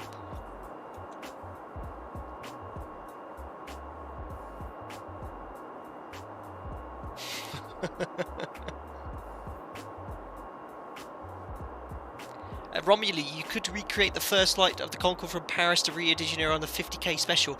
Yeah, I think we're gonna have to. I think we're gonna have to do Heathrow, New York, though. Or I might go the other way. I think I might do New York. Yeah, I think New York Heathrow will start in America, because we kind of did the across the pond event in 3 months. We went westbound. I think we should go eastbound for the Concorde special. Luke Bailey, have you ever been escorted by the RAF or any other Air Force? Thankfully not, Luke, because generally if you have been escorted in a commercial environment, it's because you've lost radio comms or you've not been monitoring the radio.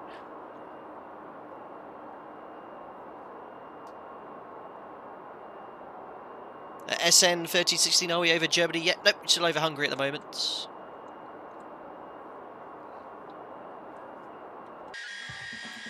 Lovely day here, though.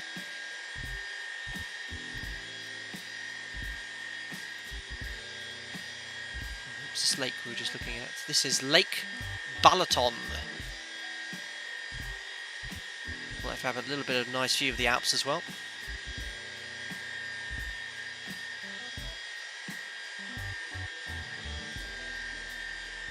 Noel, the Carnacy climb from 3-1 left. Yeah, that's the famous departure where they turn immediately, isn't it? As soon as you take off.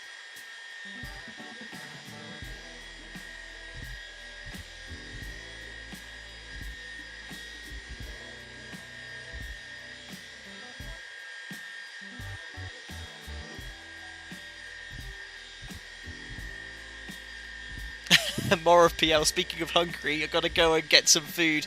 Hope I won't miss the quiz. Brilliant, Morov. I like your use of Hungary there. Have I got a soundboard for you? Might do. What's this one? No, that's correct answer.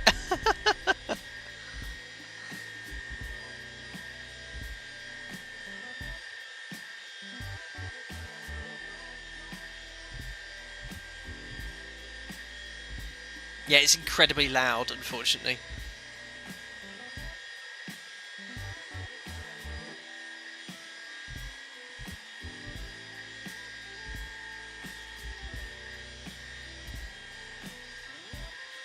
Thanks.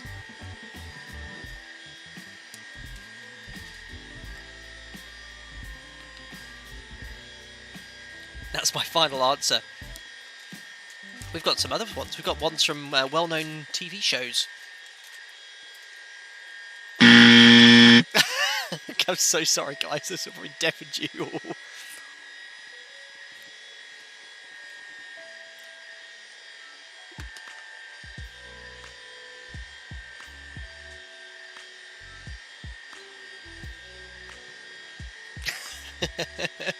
What's happened to my streams, guys?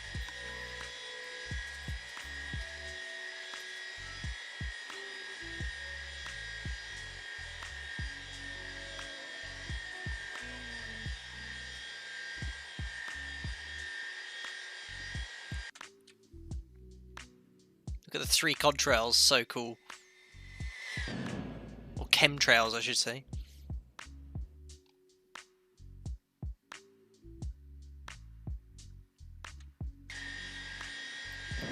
Just about to see the Alps coming in. Look at us, we're chasing this sunset as well. We've got to get to Duxford before the sun sets. But obviously it's going to set a lot slower. By the time we've landed, it'll be dark in Sofia, that's for sure.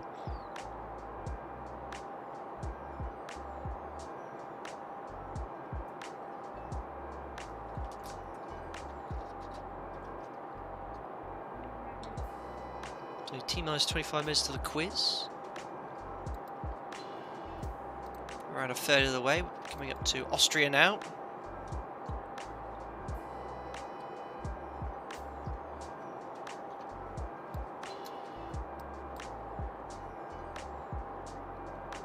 Trying to get ourselves into a bit of a decent position here.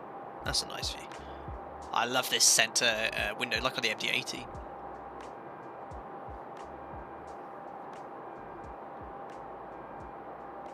Dakiki1, have you already burned half your fuel? What did we take at the start? We took 20.9 tons. And we have just under 15. So we burnt 6 tons. Not quite half, but we'll soon be getting close to having burnt half. Actually, what are we burning in the cruise here? So each engine's burning around 1900 kilos, or 1800 kilos. Burning about 5.5 tons of fuel an hour, or just around 5 tons of fuel an hour. Twice, more than twice on the 73. Felis, spin the vents. These ones? Ah, that's probably something I know I can turn my fan on. I love that. Where's the switch for it? That's a nice little touch. And all the Tupolev videos I've watched online, they always have these fans on.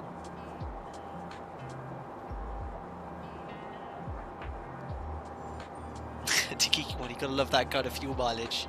But as I mentioned, guys, yeah, you know, Felis, I always like to try and support these kind of small independent developers. You can grab this aircraft today for just 25 quid from the Org store. And that ends at midnight, I think, the entire sale for the a lot of the sales today on the Expert store around the July the 4th. US independence, but yeah, it's a great aircraft if you're up for a challenge.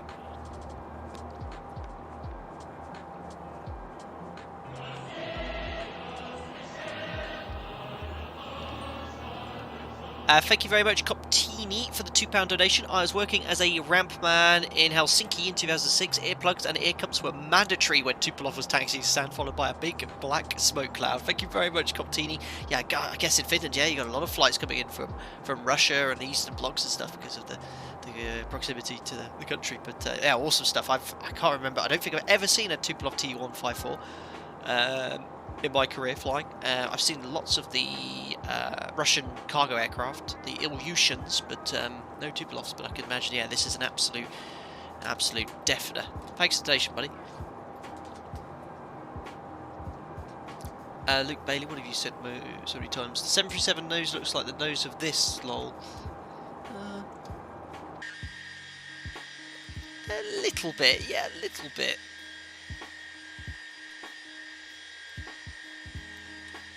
I always get all the comments about the engines and how they go, oh, they're not spinning.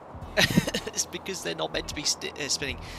These are inlet guide vanes, so they basically direct the air into the parts of the engine where it needs it most, so the core and stuff. So yes, the actual turning fan is behind the inlet guide vanes. I remember someone commenting on the video before, this aircraft, they haven't modelled it correctly, the fans don't spin. I was like,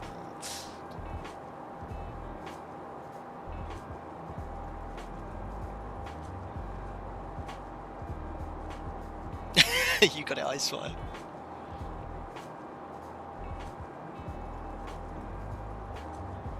Felis, question. The inlet guide vanes on the Tupolev, did they move or were they fixed? So I know some inlet guide vanes and some of these aircraft can move.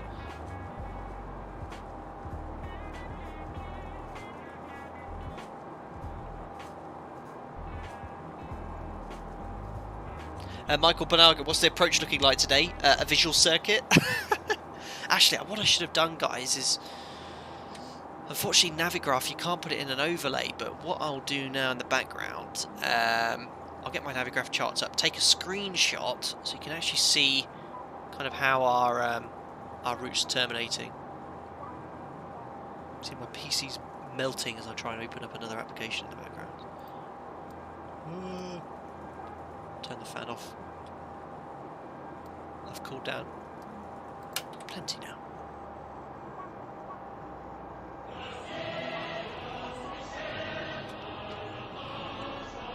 Thank you very much, Akuchiplo too. Hello there, Captain. Hope all is well. How much vodka does that thing have to take in order to get airborne? Banter aside, I am really looking forward to Felis Boeing 747-200.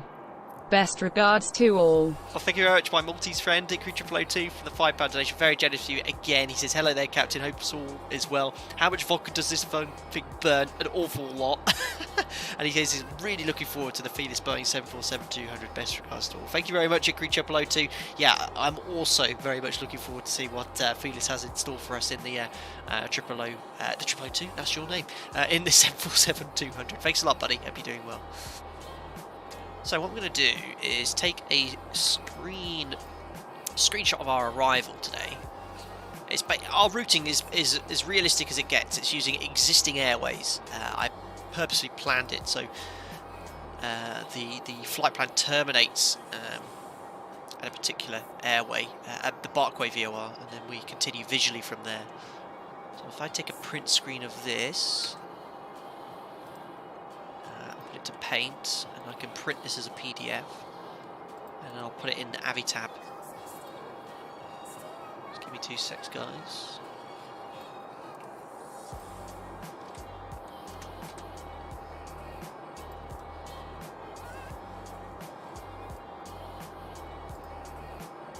So if we save this, let's map, save.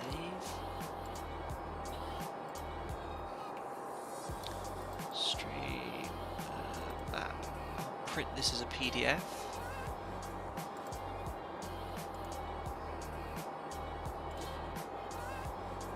Print. I hope the quality's okay, because I know the quality can drop off sometimes. Arrival. Save. So I've now just saved it to the Avitab folder. Have a look at the apps in a second, guys, as well. There we go. So this is a screenshot I just took. So we're going to be coming in, I think, for the Dover VOR. I can't remember the waypoint prior to this VOR. I've forgotten the name of. I have it on the flight plan. But then we're going to terminate at Barkway, so quite close to Stansted. So we're going to take this airway here. Again, I need to zoom in further on Navigraph to tell you what the airway is. And we terminate at Barkway. And Barkway, it's actually a really nice direction to come in on the 204 radial. So we're going to be going 024 inbound, overhead Barkway, and then we're going to continue on the reciprocal radial 024 outbound. And it's just 6 miles away. So Barkway, I'm going to aim to be at Barkway at around 3,000 feet, 5,000 feet, and then we're just going to go downwind. The runway direction is 24 today. So we're just going to hopefully see ducks ahead of us, break in straight away for the visual circuit downwind. We'll go out to around a 10-mile final, and then we'll do a 180 and land on 24. Hopefully butter. If we don't, we'll butter, go around, and we'll go straight into the right-hand circuit for the second attempt, and obviously commit on the second landing. So that's our routing today. As realistic as it can get, really. I was looking at the airfield documentation. Here we are. Look, I've got this here for Duxford. Grabbed it off the internet. So this is actual pilot information for anyone that wants to visit this airport. But it's based off VFR aircraft. It's in Class G airspace, so it's completely uncontrolled. Circuit is left-hand side visual circuit. Here's the routing in. We're coming in from Barkway. Look, so this is exactly what we're doing. My goodness, Ian, thank you very much for the €25 donation, but it's very generous of you, sir. He says, for a bottle of wine or two, or 3 maybe, that's very generous, to celebrate the great news. Enjoy, and can't wait to hear the stories of your glorious return to the flight deck. Slip-ups up on the radio included, you know it's going to happen. Thank you very much, Aryan, for your very generous donation. Yes, no doubt I will be mentioning Alpaca Flop perhaps now, instead of Japan. You got it. So yeah, thank you very much, buddy, for your generosity, very kind. But yes, if you've just turned into the stream, I am going back flying in around 3 to 4 weeks at the end of July. It's going to be a very busy period because we're moving home as well. Lots going on, but we'll hopefully have everything set up so we can stream straight away. Thanks, buddy. So yeah, as we said, we're going to be flying IFR all the way to Barkway, and then from there, this is the effort I make into my streams to make sure it's as realistic as possible. We're going to be going from Barkway, 3,000 feet here, join the downward leg, turn final to go into Duxford, runway 24. And this is the standard visual circuit arrival for a Cessna, or a Hurricane, or a Thunderbolt. Not a Tupolev, but it'll work.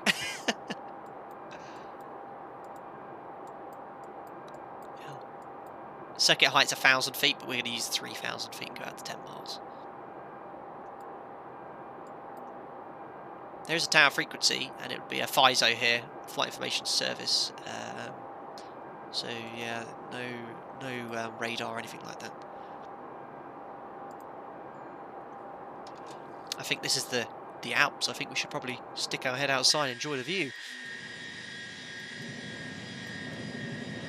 So guys, I'm going to do the quiz in 10 minutes. I will take this opportunity to have a quick break, around 5-10 minutes. As soon as I get back, we'll do the quiz, and then we'll carry on from the stream from there. I hope you're all enjoying the show so far. Don't forget to smash the thumbs up button, of course. Get this video to, what was it, 1,450 likes, someone said? Impossible, but do me a massive favour, smash the thumbs up button.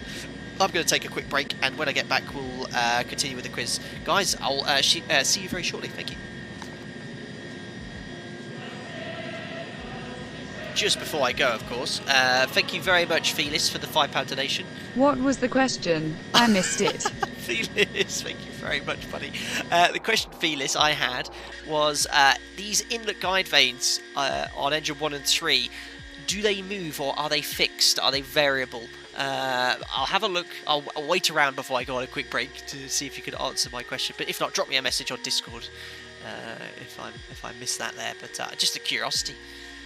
Curiosity, really. Look at those contrails as well. But yeah, guys, anyway, I will take a very quick break. Thank you very much, Felis, indeed. And guys, I'll see you all very shortly. Thanks.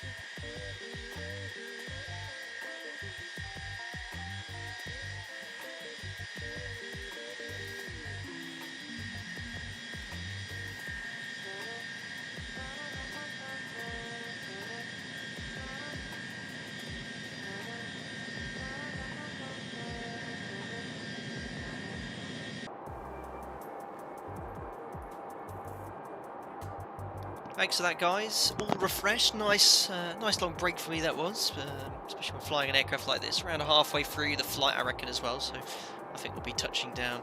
Wait, let's have a look here. How long have we been airborne for now? Been airborne now for an hour and 20, so yeah, I reckon we'll be touching down around hour 15, hour 20 minutes from now. But guys, it's 4 minutes until the quiz. I'm going to give Marion a copy of the quiz papers. We both make copies of this. Good quiz today, of course. Taking it out the safe, yeah. Put the pin code in, get the quiz out. Good quiz today, testing your general knowledge, your aviation knowledge, your Russian knowledge. Some good general knowledge questions there as well, some random stuff. Vodka break over.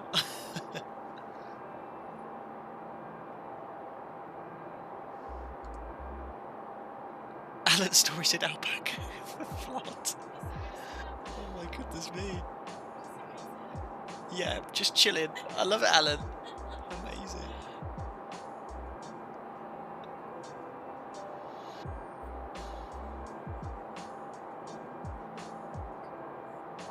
David Hughes, memory items from Missing Pilot. Corn 11, bit late to the party. I think you've joined at a perfect time. We're so far so good in the Tupolev. A drama-free departure. We're about to do our quiz. The drama will most likely unfold in the next hour or so once we approach Duxford. Unbelievable. Oh, the drama llama. As if you just said that. Yeah, what's my FPS right now? Yeah, look, 20... We're struggling, that's probably auto loading in, but 20, 25 FPS.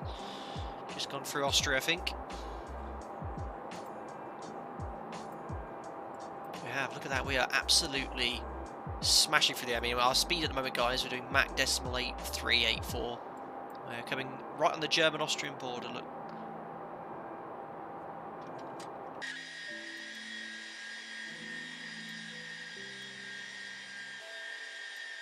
Making mega progress. It's going to be cloudy here in the UK as well.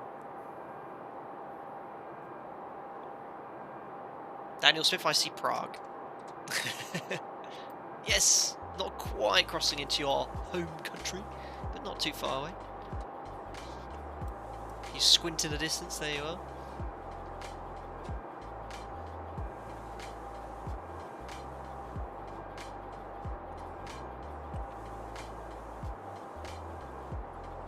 So you see on the fuel, look, we've got how many tanks of fuel here? We started off with 20 tons, we've nearly used all the fuel. Crazy. Tank fuel's empty, I don't think we ever had any fuel in there at the start, but pressurization, I'd be a bit concerned if the rate of climb was jumping like that, but the differential pressure, I think that's the inner scale. It's measured, what's that measured in? 0.6, that's already bar. Cabin altitude is in kilometers as well. Our cabin altitude is 1.3 kilometers. Cool. Right, guys, let's turn the music off. I must warn all headphone users, for the quiz we have new buzzing sounds for different phases, but the volume is incredibly loud. I can't change the volume of them because I'm using an application and it's not recognised through Streamlabs. Unfortunately, it only recognises through desktops only. It's only one fixed volume and it's incredibly loud. So we have quiz buzzers for different situations. We also have the Metal Gear Solid alert sound. Can you remember if you get caught? I don't know, that was just included. There's loads to choose from. There's some random stuff here as well. Let me just try this one. Watch your ears. Ah yes, I remember. Welcome to the quiz, ladies and gentlemen.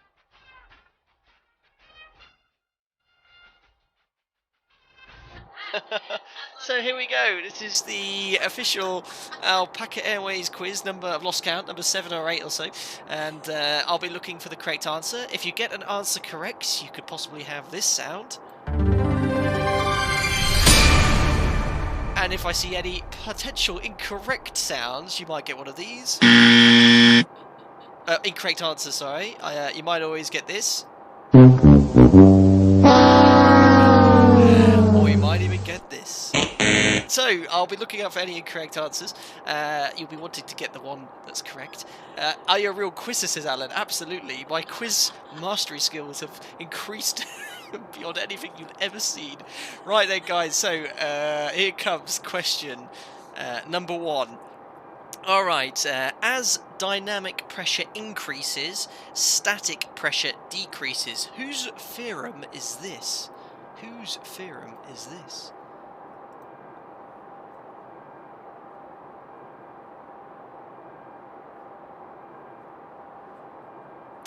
Leon Dehan coming in. I'll accept Inuli. Well done, Leon Dehan. Leon Dehan, you are the first ever person to get the correct answer quiz dongle. Congratulations, Ben Yarnall. You said Einstein. That is incorrect. Oh my god. Amazing. Unbelievable. One person will always get the correct answer dingle, and the first one I see with the incorrect one will get the incorrect dingle.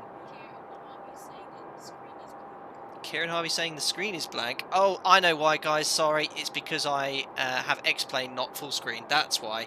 There we go. It's because I had the application open there. That's completely my fault because I don't run X-Plane full screen. That's why. That should be fixed now. Are you a real streamer? Absolutely. Right, there's question number 1 done. Here comes question number 2. We've just departed Bulgaria. On which sea is Bulgaria's coastline?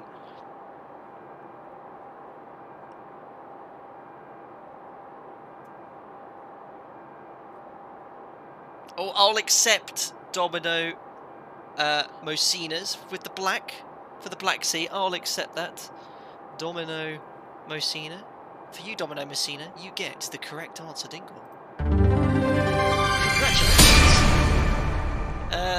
Who's going to get the worst answer here? Commander Jenna Hofen, who said purple. I'm sorry, but that's absolutely ridiculous. Unbelievable. I don't Domino Monsina. Guitarist, my latency is so bad it's even sad. Make sure you refresh your web browsers.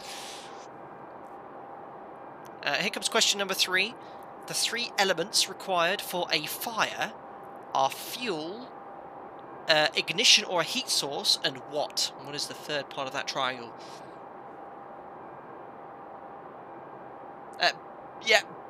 Brett, I'll accept O2. Oh, who did you get? Yeah, we'll accept O2. I'll accept O2, Brett. Very good. Oxygen. You also get the correct dingle. Tim Fraser, you said noodle. For that, you have... That's right. Unbelievable answers here.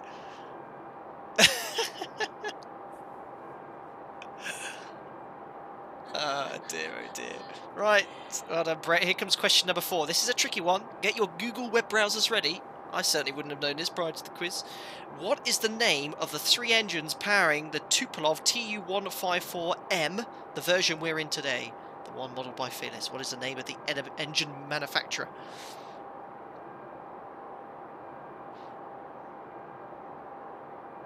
Oh my goodness, Domino Mosina getting the full works in there.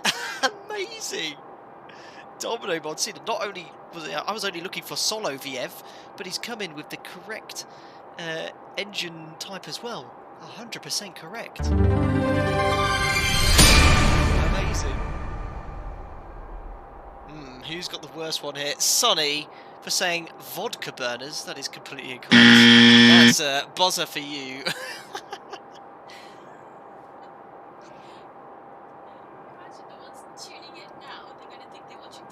Yeah, Tenable. There are other quiz shows available. Thank you very much. Well done, Domino Monsina. You've got 2 answers correct. You're in the lead here. Congratulations. Here goes question number 5. Today's routing will take us just to the west of the English Channel, which divides Britain and France. But what do the French call the English Channel? Controversial, I know.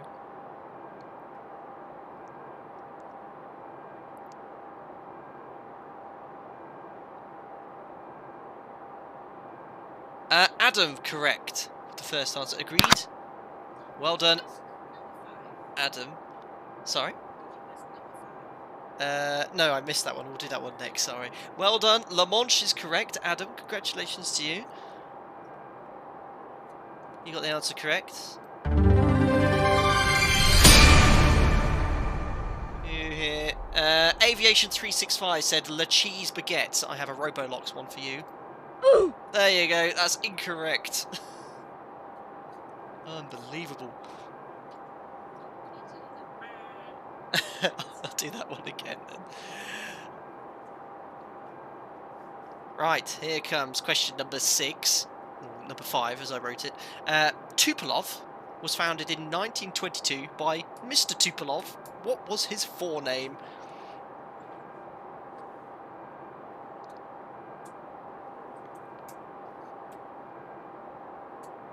This is definitely a Google one as well. I'll accept. Where's that, Mariana? Oh, Mariana's in charge. Mariana's looking for the correct spelling of this. I can't even see it. I'll trust Mariana on this one. Who was it?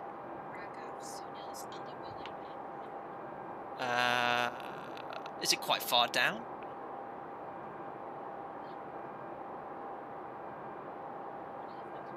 Oh my god, my quiz skills have gone out the window. Marianne has pointed out someone. Oh yeah, Raghav Sunil, who was actually the first person to spell it correctly. Well done, Raghav Sunil.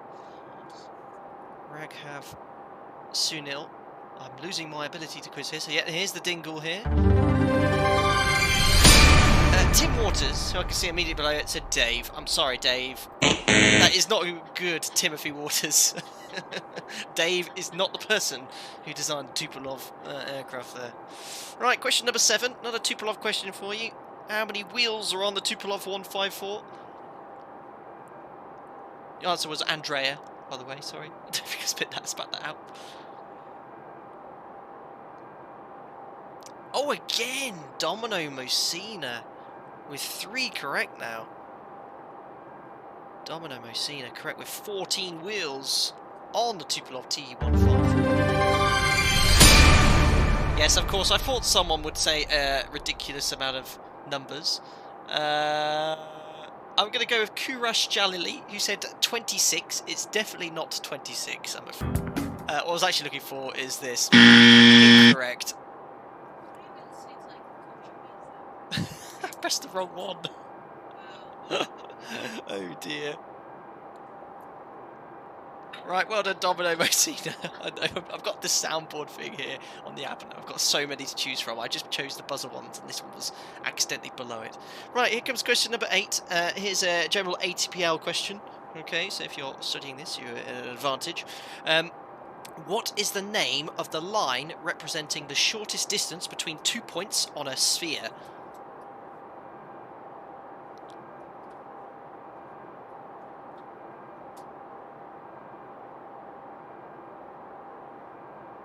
No, pilot boy.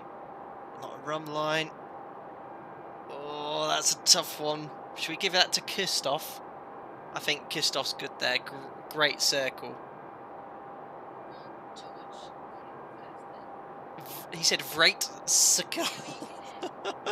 I'm going to give that to George A345 because I think he was trying to bash his keyboard as quickly as possible. Kistov very close, but we'll give that to George A345 for Vrate Circle. Well done, George A345. Or A345, I never understood how we should pronounce that. Congratulations to you, that's another question correct. What else did we have here? Who's going to get the ridiculous answer here? Stephen Jenkinson with his orthodromic. No idea what he's going in with that one. That's definitely a... Unbelievable. Circle boy. I like some of these. Right, so at the moment, Domino Monsina's got 3 correct. Adam, Hawaii 345, Raguk Sunil, Brett, and Leon Dehana on 1. So one of these guys have to get this question correct, otherwise it will be Domino Mosina is going to be taking away from Kieran Harvey the quiz crown. So here comes question number 9, another aviation theoretical question. A VOR radiates 360 separate lines of sight, which are VHF signals, and what are these lines known as? What What are those lines called from a VOR?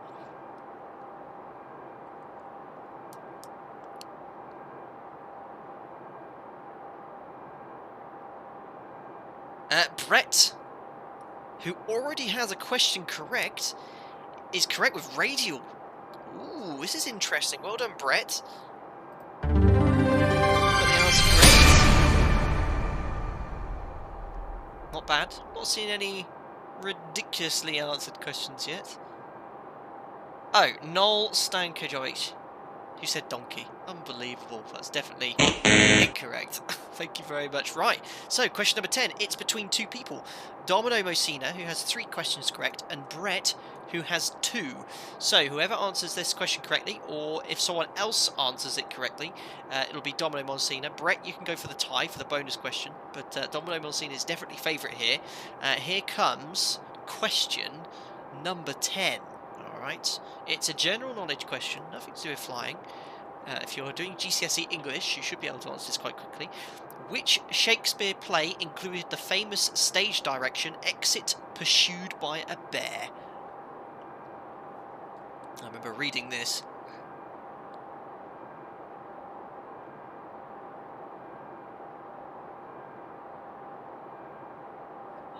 Oh my goodness me.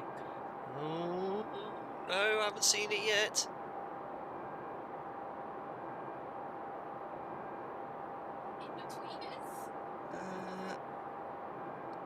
It's not Macbeth.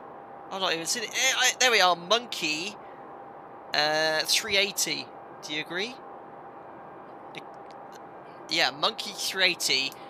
It's from The Winter's Tale, or A Winter's Tale. Well done, Monkey 380. But I'm afraid we have a quiz champion already. Domino Mosina. Oh, sorry, I've completely forgot to do the dingle. Domino Mosina is the quiz champion. Massive congratulations. It's one of our members. Who had that? Terminator? No, it's definitely not from the Terminator. That is incorrect. Amazing. So, Domino Mosina, I'm trying to find you here again in chat. There you are. He says, thank you. It wasn't rigged. Domino, aren't you the one that always accuses it of being rigged in the first place? Oh dear. Right, anyway, well, here is your congratulations jingle. Thank you very much, Tristan, for the pound donation. He says, getting close to my first solo.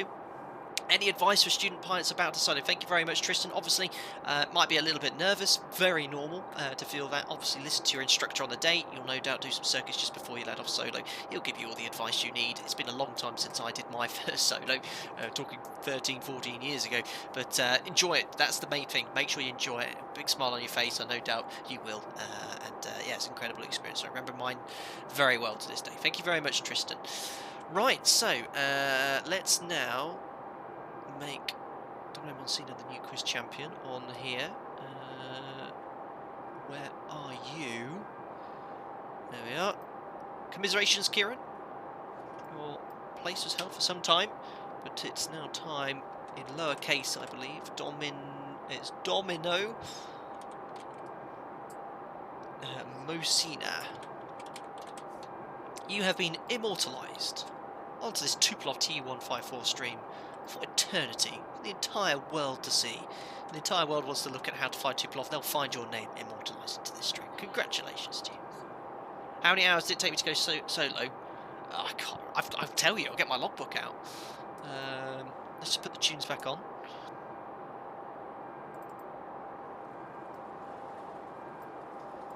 Let's have a look at my logbook. Alan's story. Can us oldies get a 10-second head start to answering questions? Autopilot off emoji.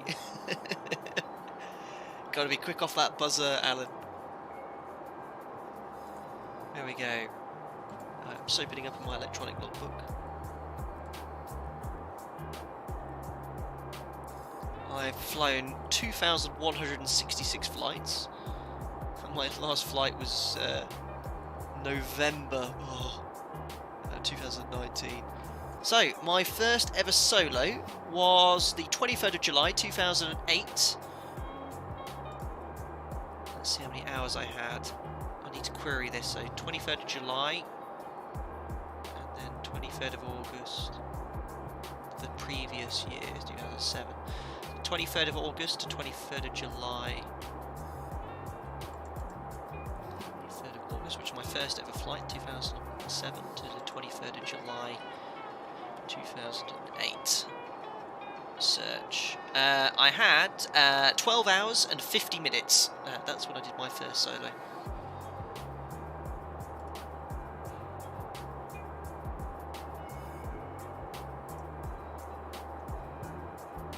Oliver Blake, have we done the quiz already? We have. You just missed out.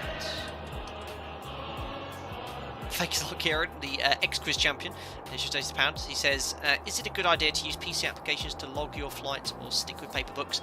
Feels like books are harder to back up, take pictures maybe. Kieran Harvey, thanks for the donation. I keep both. I have a paper logbook, which I have from day one. I'm now on my, about to finish my second ever logbook. And bear in mind that's an official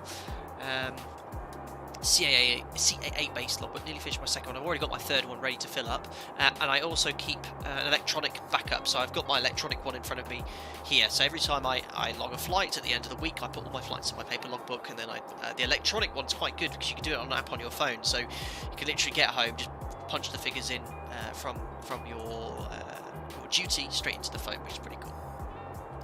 CIA logbook, no CAA. Aviation for you going online on VATSIM during the approach, very little point. ATC are just going to go, yeah, cleared direct to Markway, and then official approach. All I'm going to have is issues, especially at an airport like that.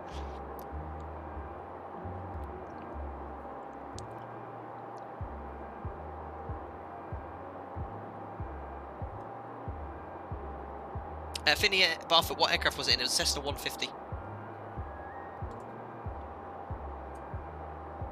Registration was, I think, Bori, the one I mentioned before. First solo. No, it wasn't. It was in Golf Bravo Sierra Yankee Victor. That was the aircraft I did my first solo in. I did most of my hour building in as well. 23rd of July 2008. Nearly 12 years ago to a day. I said 14 years ago, but it feels like that. But I did gliding 14 years ago.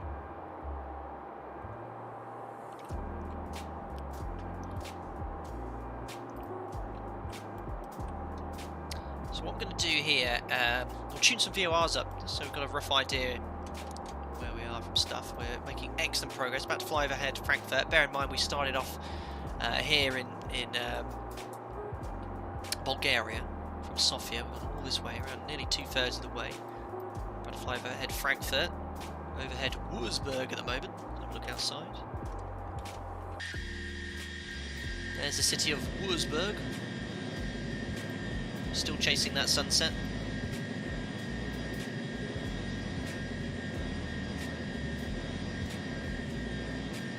Plainly nice yellow one, exactly. Yeah, you could go look up the reg, it was yellow. Brett, what electronic logbook do you use? I use MCC Pilot Log. Although they keep trying to get me to buy their subscription-based one, but I don't want that. Thanks Nightbot for reminding everyone. Guys, don't forget, you can have the chance to win this excellent aircraft from Felis TU-154.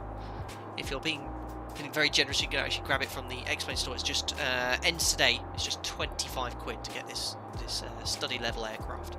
Incredibly good deal. And there's lots of other aircraft on sale as well, so go check that out. But if you're enjoying the content, don't forget to smash the thumbs up button. If you enjoy the quiz, the dingles, watching me try to get us into Duxford, you know what to do. Finley, you go about some negative.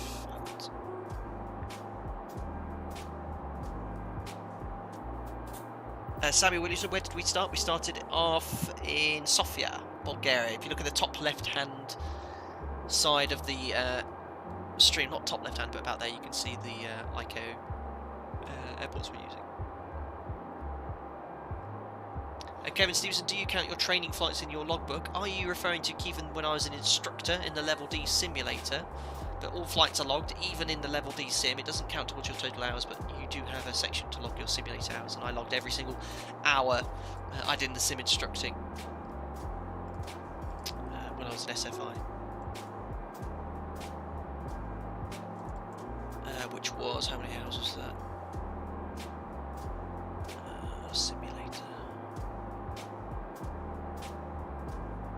does that not come up on here? 1,156 hours instructing in a level in a fixed base sim or a level D sim. That was just 2 years as an instructor.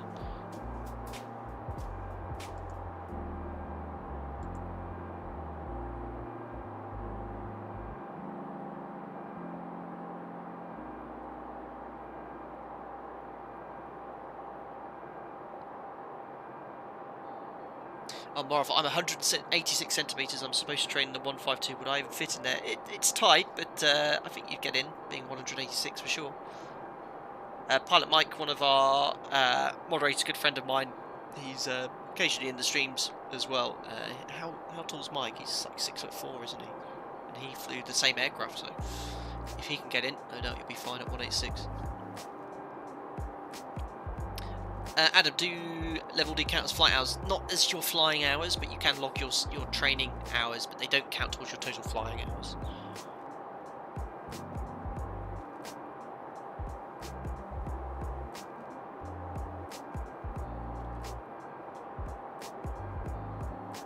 Kevin Stevenson, not about your non-company sim. You've been counting them. I don't have a non-company sim, Kevin. Are you talking about X-Plane?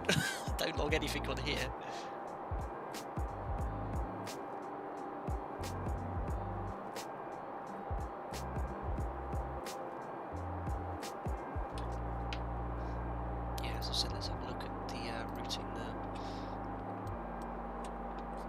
Currently inbound to Lorry. We're in fact just about to fly overhead the waypoint in 8 seconds. Watch this aggressive turn the aircraft does over the waypoint, like breaking off from formation.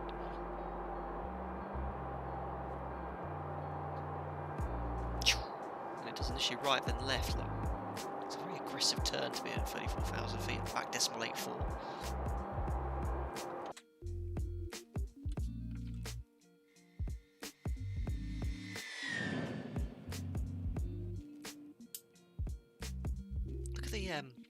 The jets, like the blasts kind of go through each other. It's quite cool.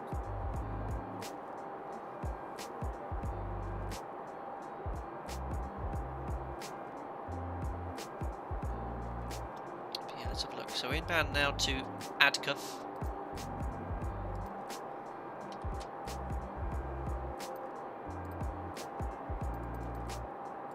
Overhead Lorry. Let's do a quick fuel check here and time check. We should be running ahead of schedule because this flight plan's based on us doing decimal 80 and we're blasting along at decimal 84.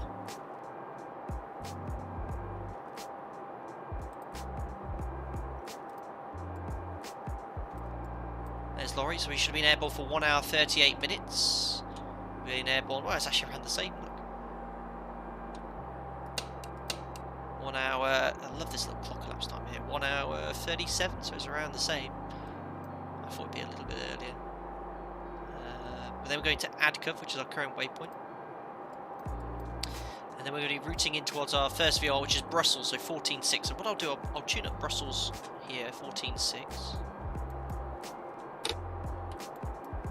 There we are, so we've already got the DME distance from Brussels here. Switches to VOR. Oh no, that can't be Brussels. No, it's probably not in range yet. Then we have Dover. Now Dover has no DME associated with it, so that's all I want. I'm not going to tune it, so we'll put Detling on box 2, 17.3.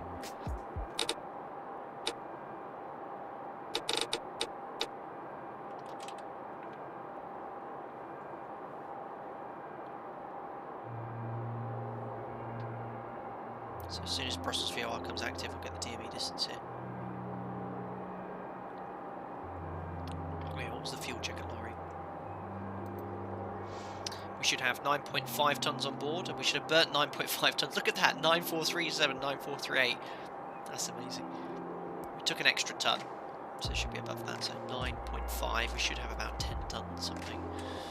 We do, look, we just got a smidgen over 10 tonnes because of extra fuel we took. So we're fine on the fuel, not losing any extra. We took a smidgen extra today, an extra 15 minutes or so, which will allow me to do the inevitable touchdown and go around, as long as we don't end up a hole in the ground. Adam, any idea of where the next group flight will be in the US? We'll discuss that in Discord. got an inkling of where we want to do. I've got a message from a few of the US guys, and they've all come in with the same place where they'd like to go. It'll be on the west coast. Adam Gorlas, greetings from Poland. He says, Podolbrina Zipolski. Dziękuję. Felis, I really need to do something with waypoint change handling. That opposite roll is disturbing. See, that's Felis. That's what I like about you as a developer, and a lot of other developers. Zebo's the same. They recognise if there's a small, tiny issue, and they say, you know what? Yeah, there is a small issue. I'm not going to name any, but there's a small number of developers who are very much. They don't like feedback. And I remember providing feedback to some aircraft in the past, and they were taking it on board, but they didn't like that. But I like the fact, Felis, you actually go, you know what, yeah, I need to fix that. And it's great that you recognise that. Zebo's the best for that, and he'll put his hands up straight away. And I don't even want to begin how difficult it is to program an aircraft. So good for you, and no doubt you'll fix that in no time. Sometimes with the Zebo mod, you know, we find something to fix one aircraft, fix something, and it could sometimes break something else. But that could be, you know, that's the challenges of your job. And like I said, I'm not a computer programmer. I just fly the thing, and I can say, yeah, it's meant to do this, it's meant to do that in the 7.3. But yeah. Kurosh, can you do a formation flight, the members group flight? I'm going to generally keep doing the kind of commercial flying and stuff. Pressure's now on for Felis, absolutely. Yeah, exactly, Matt. Yeah. I'm not going to name anyone exactly, but everyone I've actually had experience with have been very, very positive with the feedback provided. It's just what I've seen on certain forum posts and stuff.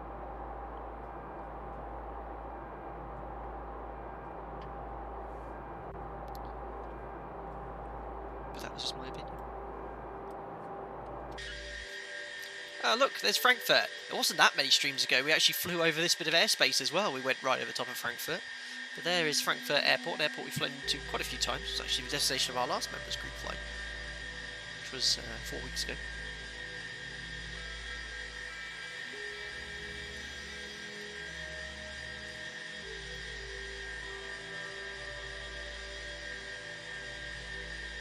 Guys, thank you so much for smashing that thumbs up button. 518 likes. Very good of you.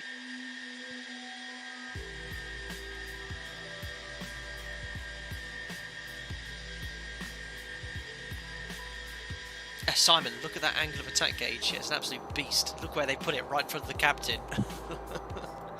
Yeah, you go into the red. You exceeded your critical angle of attack. Very easy to do with this aircraft, I found.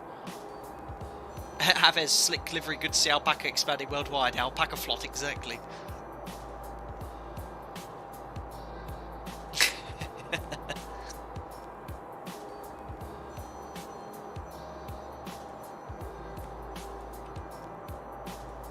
There we are, there's the Brussels VOR coming active. In fact, Felis, how on earth do you ident the VOR in this beast?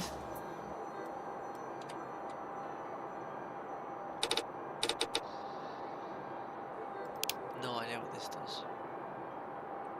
How do I ident this? Rest in peace. FPS.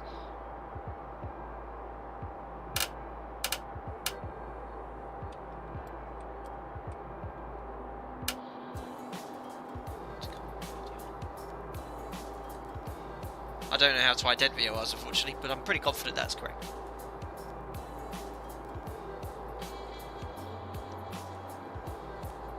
Morov still a bit to go, aiming for 1,540 likes. That's ambitious. That's sort of cross the pond territory like targets. Tim, here we go. What does this button do? Yeah, I'm being a bit careful with this.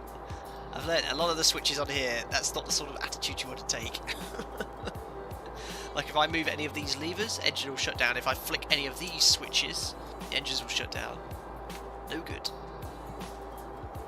That's the rapid decompression button.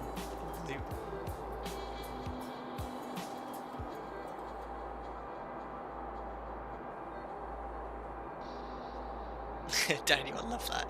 It's always fine to push a button if you can unpush it. Superb. So guys, I'd already calculated top of descent for this stream. We're going to do it 50 miles before... I had written a note of it. Oh, I actually got rid of the post-it note. That's what you need. Post-it notes around the flight deck to remind you what everything you calculated. No, wasn't that one. Wasn't that one. I've lost it. Ah yes, 50 miles from Detling. That's why I tuned it. So the Detling VOR, the DME distance will come here on box 2. You can see it's actually tuned to a different VOR at the moment though, because that number's actually increasing. But it's still quite a way away. We're halfway between Lori and Adkov. 46 miles from Adkov. So once we get to Adkov, we're 2 hours into the flight. 1 hour 54, and you can see top of descent. It's going to be roughly around here. It's going to be around a half an hour after that. So around 35 minutes from top of descent, guys. No, can you turn the fan on? Absolutely.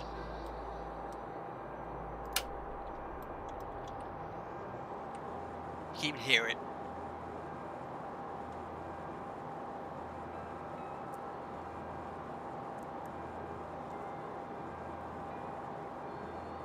Kurosh, are you?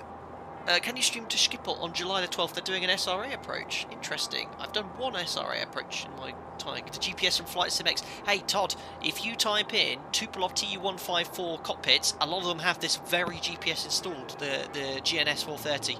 It's actually pretty. They use it. A lot of them use the Garmin GPS. That's why I don't feel so bad using it.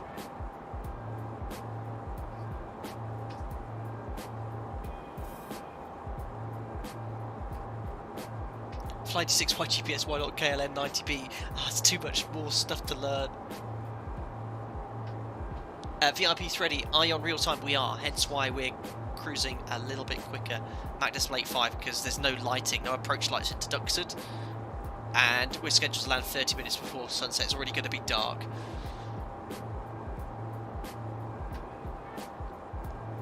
Alan, that was used in FSX Aerosoft's Airbus family. Flying exactly to give courses given by an ATC. Yeah, the Airbus, not so realistic. They used the Benedict's KLN 90. I installed the GNS 430 for easier flights. Felis, I think someone posted in your Discord a picture of a Tupolev flight deck and it had the Garmin GPS in it. The hangar pilot, we used the GNS 430 on a certain military aircraft I work on.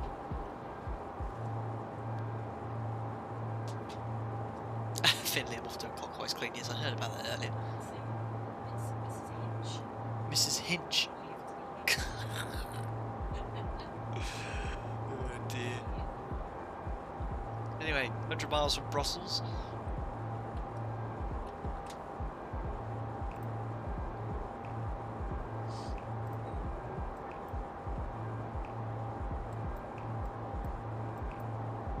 Made excellent progress.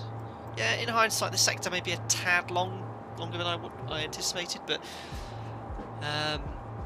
Bulgaria wasn't a country we've technically departed from. We'll definitely fly into Sofia at some point, but it's generally a little bit longer. 2.5, 2 hours is sort of a limit I like to do on a single sector, or 2.5 is a smidgen over that. Daniel agreed the aircraft I fly doesn't even have GPS, so fancy. Oh, I don't know. When I did my entire hour building in a Cessna 150, I refused to use a GPS because I wanted to learn to do dead reckoning properly. My instrument rating in a Seneca 2, we did have GPS, but we couldn't use it for the IR. Yeah, it's hopefully not a dying skill.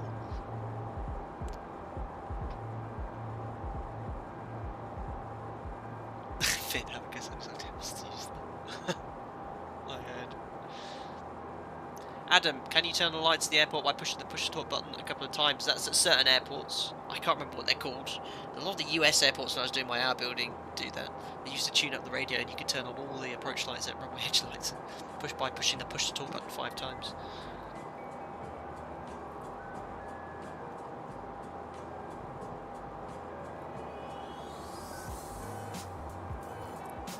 Simon, the wind is nearly down the runway at Duxford. That's what I like to hear, because we need every single knot of headwind today.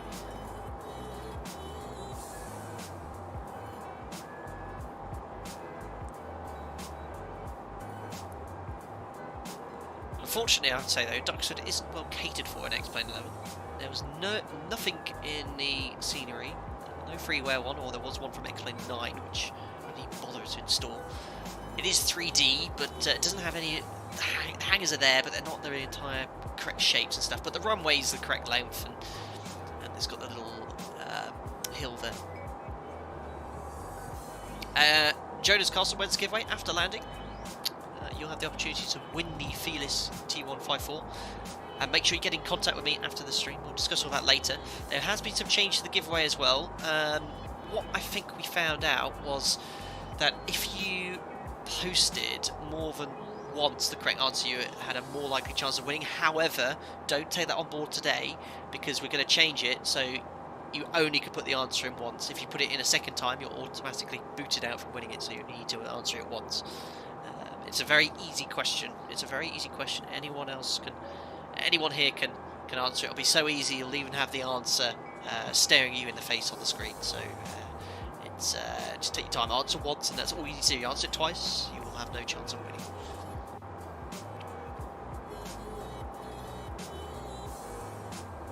Yeah, unfortunately, no data for EGSU because the airport's closed. But if you have a look at Cambridge nearby, you'll be able to get the... or even Stansted. Echo Golf Sierra is very close.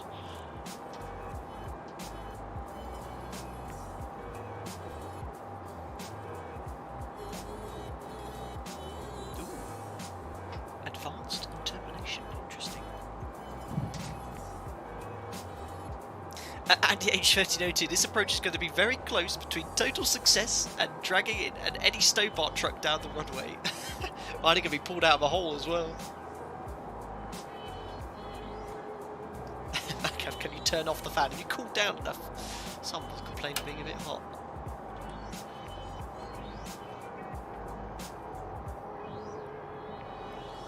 Dave Hagen, the runway length for Duxford is 1486. It's even less with that, with the landing distance available. It's about 1200 metres.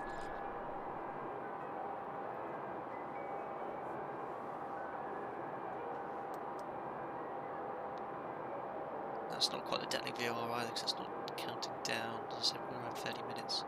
That's definitely Brussels.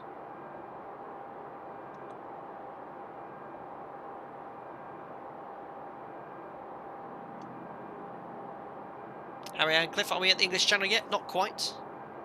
We're approaching the Limoges very shortly.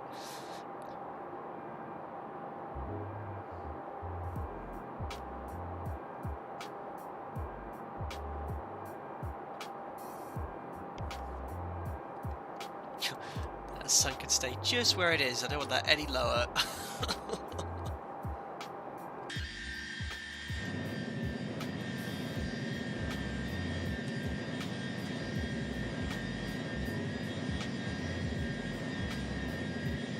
Into Belgium now.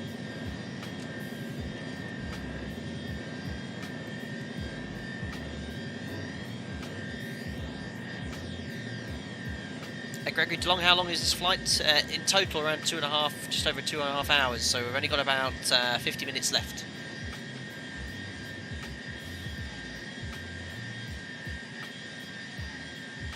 Marv Pierre, we call it La Manche in Polish. It's the French. It's the French word. It was one of my quiz questions today.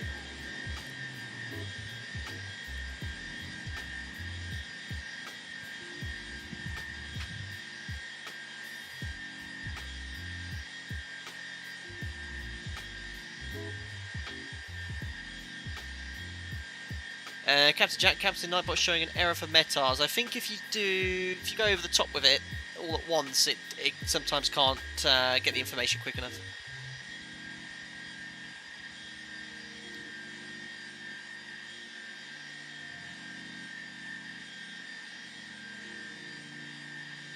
It is a beast. It's just such a, it just looks like it's straight from the 60s and 70s.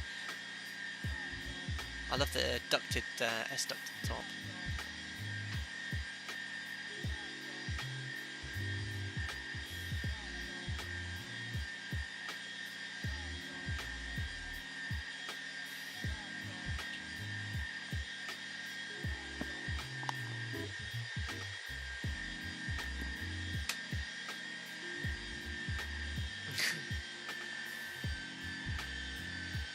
Amazing.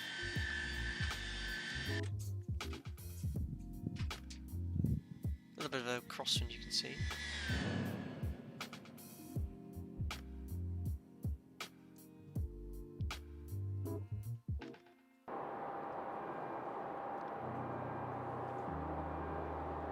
Corner 11, flot means fleet in Russian. I didn't know that. I just stuck it on the end of alpaca.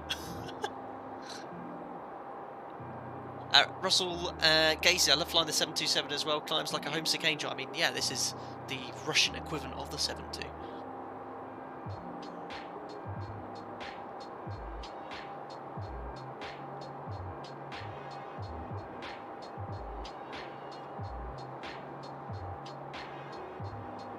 Most of the Russian aircraft have these mini fans. Yeah, they're everywhere. And the Felis, look, got one for the captain, one for the FO. The engineers even got one as well.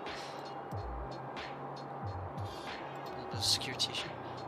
Love the lighting now in here with the vivid sky preset. 50 miles till Brussels.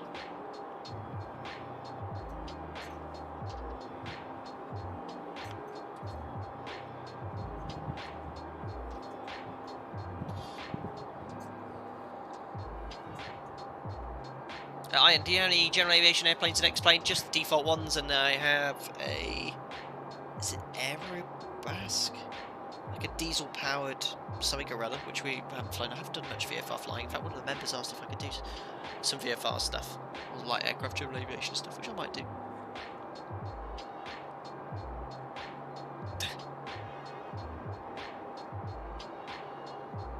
Tiger Stapler doing a good job today. That was my hands. No stapler involved.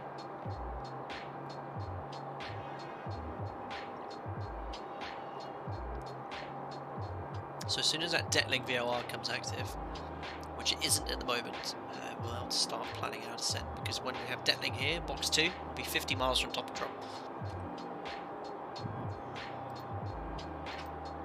Declutter this is pretty clear, isn't it?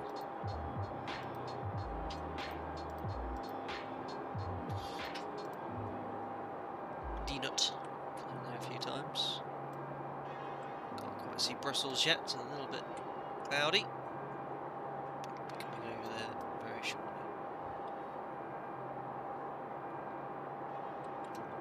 I like how I can bring the view outside. Ooh, what city is this? Oh, it's Liège. Okay, so we're at 34,000 feet. Times it by 3. So that'd be 68. 90. Wow, my math's gone out there. 34 times 3. 68. 8. Oh my god, 102. I just went blank there because my brain gets smudged when streaming. And that was a good idea. A good point at which to initiate descent 3 times your height. Works out very well.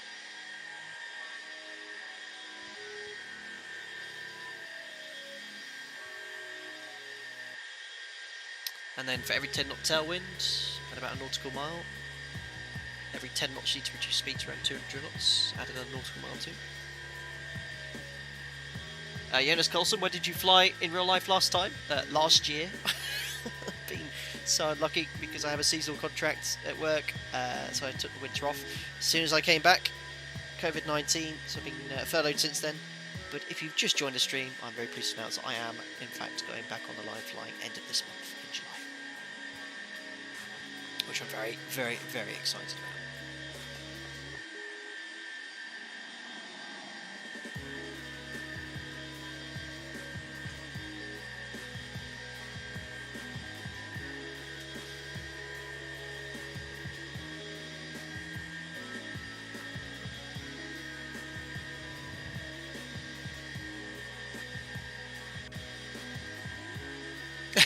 Oi 345. 700 likes to land on the grass airstrip. Negative. How many likes are we up to? Doesn't come up on the YouTube streamers browser. But guys, don't forget to smash the thumbs up button. If you enjoyed the quiz, if you're enjoying this alpaca flot. Hashtag what? Who said that? Someone asked, am I a real pilot? Debatable if you watch most of my streams. Kafli Al-Malik. Khalifa Al-Malik.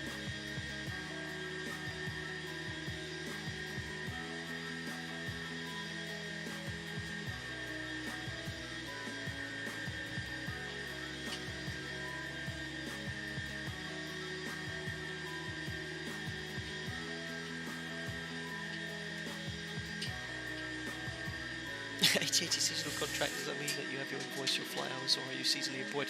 I don't go into too much detail about all that, but essentially many different contracts exist for different airlines. Some have part-time, some have full-time. The contract I have a 3-month period off in the winter.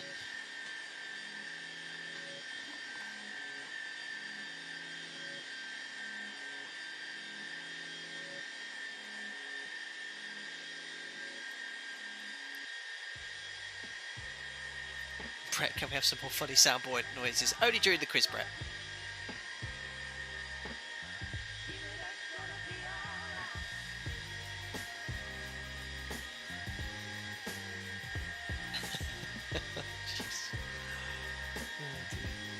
There we are. I think we're overhead Brussels. Hence the turn. Yes, 5.6 miles. Makes sense, around 35,000 feet. The distance will start increasing now on the DME. There we go, 5.7. And there is Brussels Airport. Which reminds me, I've completely forgot to do something, which we should do now. But do it periodically too. We need to align the gyros.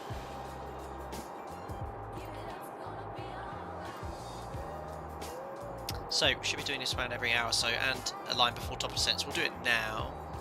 We need to work out our latitude, so we're directly overhead the Brussels VOR. 22 FPS route.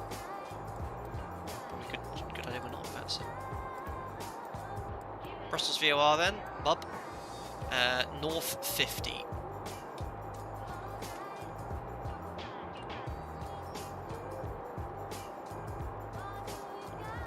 Latitude set, compass mode magnetic.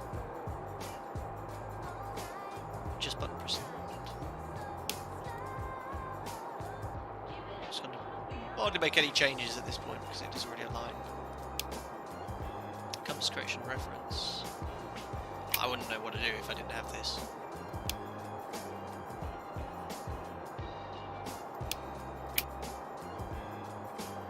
Last time I did this in a real aircraft was in a Warrior. Every 15 minutes, matching up your heading, your bug card to the compass. You also have to do the same in this piece.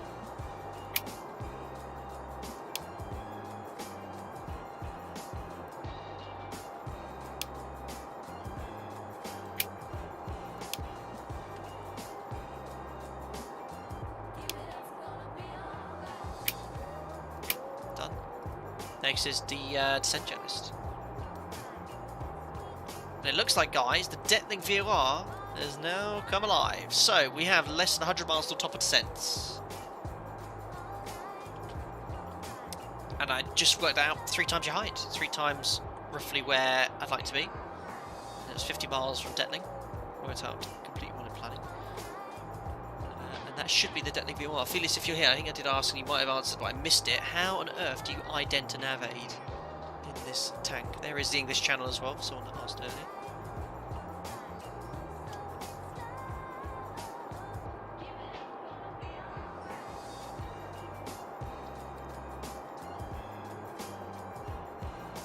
Yeah, look, no, nothing's slaved at all.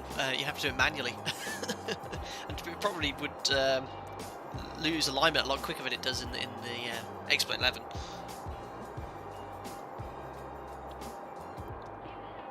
Right.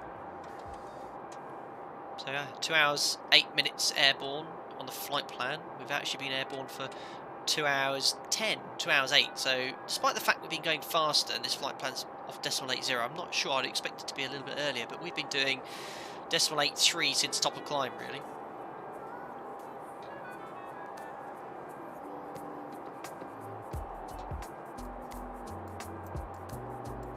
Detling, even the flight plan reckons will start descent at Detling just before it, a minute before it, but we'll actually do it at 50 miles before Detling because the aircraft seems to descend a little bit shallower with violent thrust here.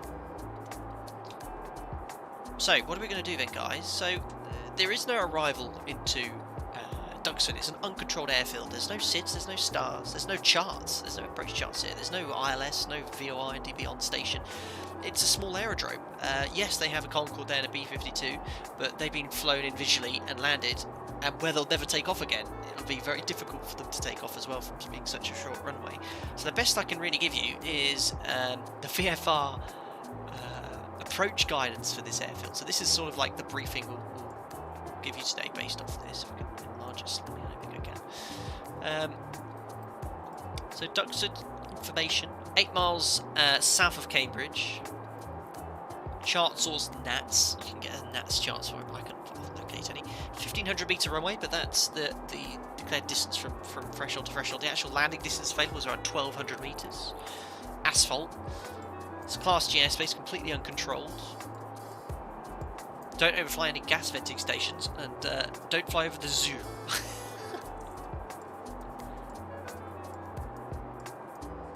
Aircraft boundary. Fly the numbers, no overhead joins, no crosswind joins, so you've got to join downwind. Inbound joins, for us it's going to be runway 24 left-hand circuit. Joined via the BP roundabout. Well, we're just going to go from the Barkway VOR, which is where our flight plan terminates. Just to show you here, look, on the Navigraph chart, there's Barkway, just 6 miles away from Duxford, so that works out really perfectly.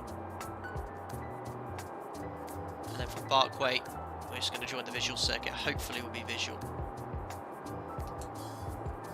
There's the M11 motorway, and we're not going to do the circuit at 1,000 feet. We're going to be at 3,000. We're actually going to stretch out quite a way, to around 10 miles or so.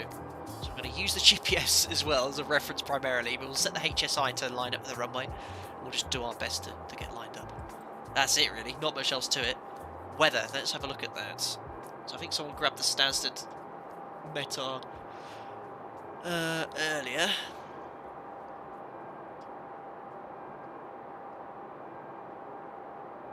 Khalifa, what was the hard part of learning for being a pilot? All of the ATPL theory, from a handling point of view and flying. The instrument rating, definitely the most challenging aspect.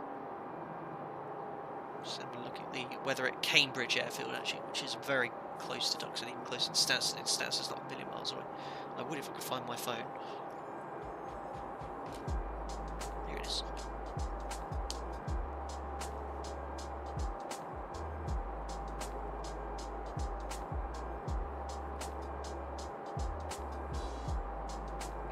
Latest weather in Cambridge. 250 at 22 knots. Nice. Nice strong headwind for runway 24.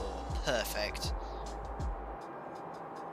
And it was actually updated quite a while ago because the airfield's now shut. Stansted nearby though. Finley 250 at 22. That's good. As long as I'm gusting. We're 50 miles from top of descent. So yeah, that's it. 3 times your height. How did I work that out? Well, on the flight plan. Just work backwards from Detling, really. Said 3 times your height.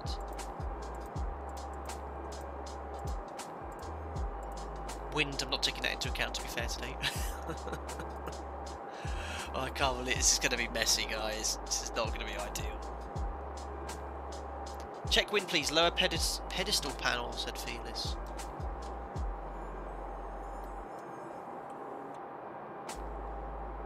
Is this the drift? Is one of these pointing on the heading and the other the track? I know you can check your airspeed and ground speed. We definitely got a big headwind. Look at that. What is the forecast wind here, Brussels? 249 at 97. Oh my goodness, we've got a massive headwind today. We've got like a 100-knot headwind. Way back, said Felis.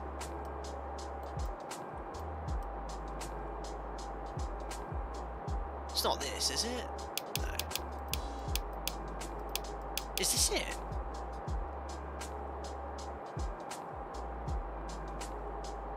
The 062-200 could be.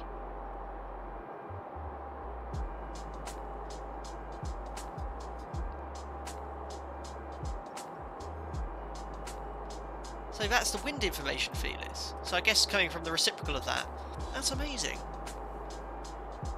So how's that working that information out?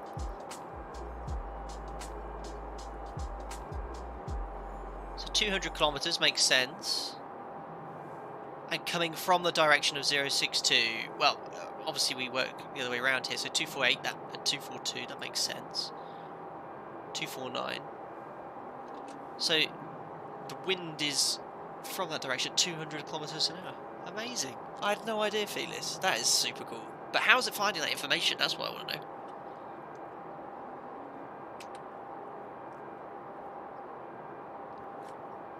.205 kilometers an hour, 062 is the navigational wind direction for it. It goes to. Amazing, Felis. That is super cool. Like, Felis hasn't missed anything from here. It's just amazing how all the information from Tupolev is presented. I had no idea. I thought this was to do with the NVU navigation, so I never dared touch it. And is this calculating drift or something? Oh, I don't feel like I'm screwing up. I'm not going to touch it. It uses a Doppler system. It's the NVU. Interesting. Going, guys, so we're really getting close to top of descent here. Say again.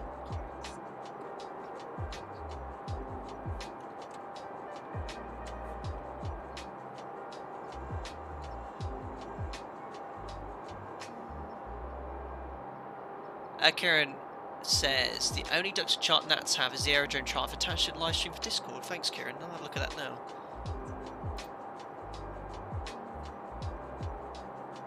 I'll download it.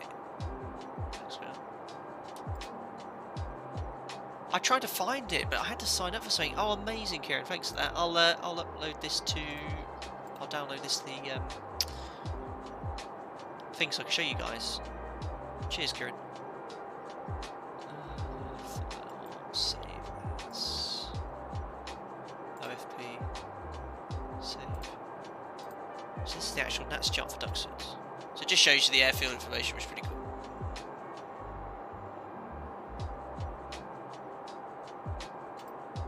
Shut off Discord.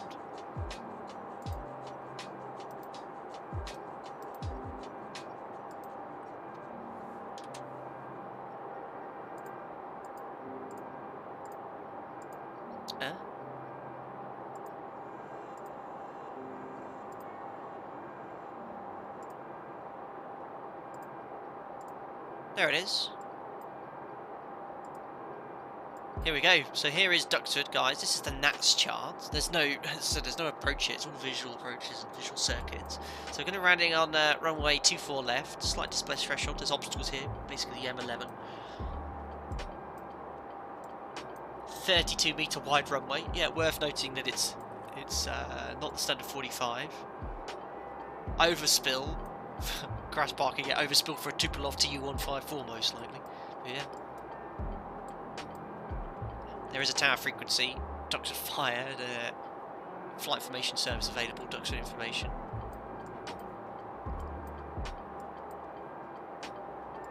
But yeah, this is the home of Duxford, guys. This taxiway barely fit the Tupolev in as well. It's an yeah, I remember, Kieran. So yesterday I tried to find this chart. Basically, I went on this EAIP. I even registered as a user, and I still couldn't find this chart. But thanks for getting that, Kieran. Guys, 22 miles from top of descent. If you just tuned in, thank you so much. Don't forget to smash the thumbs up button. But we are going to be descending into Duxford, a well-known aerodrome, a World War II aerodrome, in fact. There was many squadrons based. A very famous museum here with many aircraft, but the biggest challenge of all is the fact that this runway is only 1,500 metres long. It is not designed to periodically take aircraft like this. As it's a Sunday, we do a special stream on Sunday where we do a quiz, we do a giveaway, which we'll be doing after landing. You'll have the chance to win this excellent rendition of the Tupolev TU-154. But for mostly your entertainment, we'll be doing the butter or go around challenge. That is to say, if I do not butter it in first time, I will commit to flying a rejected landing and a missed approach into the visual circuit for attempt number 2. For it to be a butter, I have to have the word butter sprawled on the windscreen. Fingers crossed, because this is not the sort of runway where I can commit to trying to get to the butter. If we float, I'm off the end. 15 miles from top of descent, guys.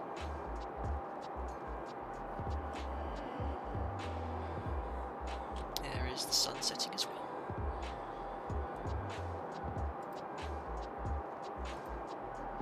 There we are, over the English Channel. Heading on our way towards Dover. We're going to fly right at the top of Dover as well.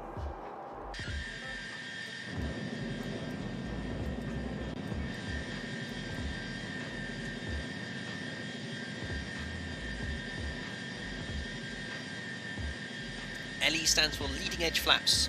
Not what I used to think it was when I was simming years ago. Le flaps. Who here thought it used to be le flaps? I bet you did, because I certainly did.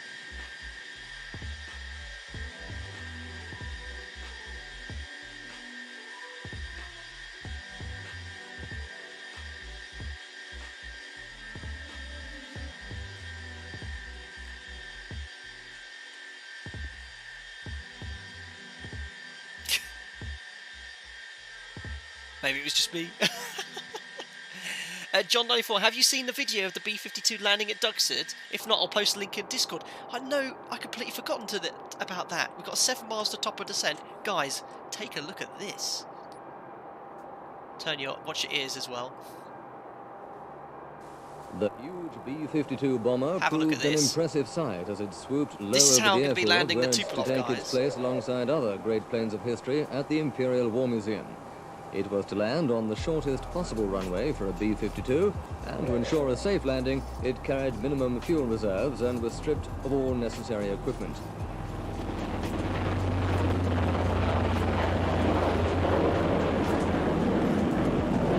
How cool is that? Now watch this landing though on the second attempt.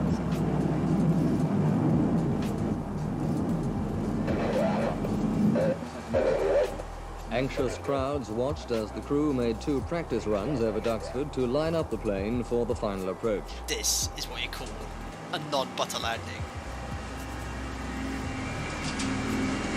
Smash it. That's exactly how I'm going to do today. You gotta go shoot. That's it. Stream your better. I love this guy who's coming at the end as well.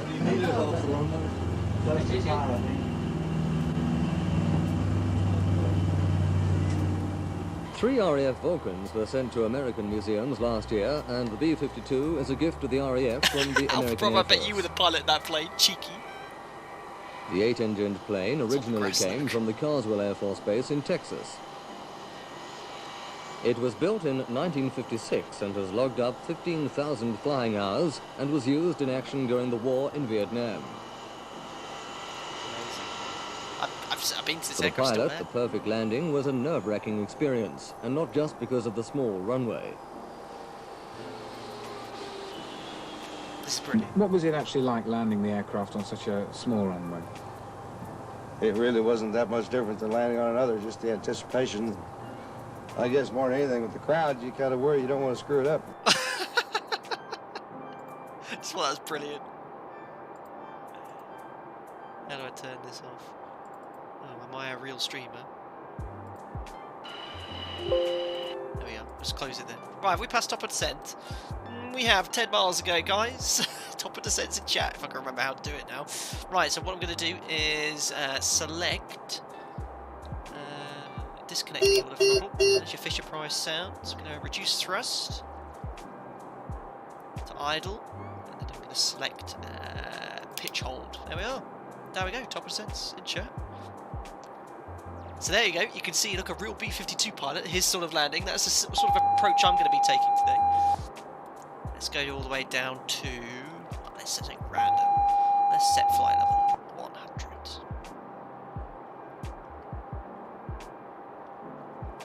And what we're going to do now is tune the Barkway VO arm box 1 and 2.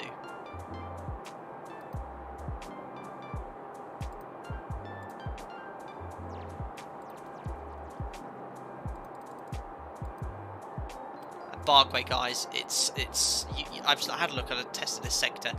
At Barkway, when we're overhead, we should see Duxford as long as we're visual. Actually, what's the cloud base? 1625. Not flying directly there. We're flying on existing airways to get there first. There we go. So our routing today takes us a little bit of a wiggled path. You can see, look, we're actually heading towards London, and then we're going to make a sharp turn at just before Brooklands Park after detonating, and then onwards to Cambridge. Sending at 300 knots. Yeah, you won't get the METAR at Cambridge now because it's close. Stansted's fine. 10k, perfect. So it looks like there's no clouds, which is great. Just beat the sunset as well. Sunset's in around 50 minutes. So we should at least have enough time to go around. It's inevitable. It's a very shallow descent rate. And I have the thruster idle, so...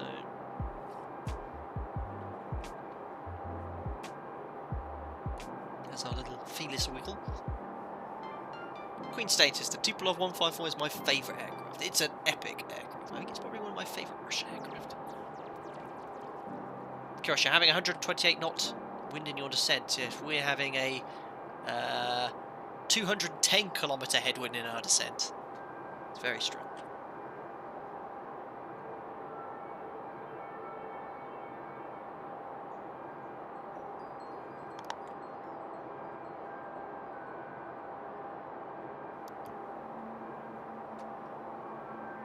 Felis, can you do thrust reverser descent? I see Kelton John has just requested. I know I have speed brakes, and I know these spoilers can be used in the flare. They're quite cool to use the buckets.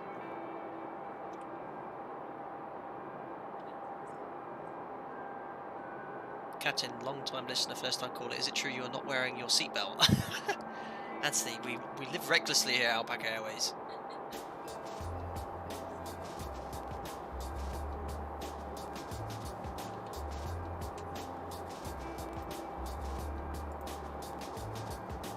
Back over Blighty, guys.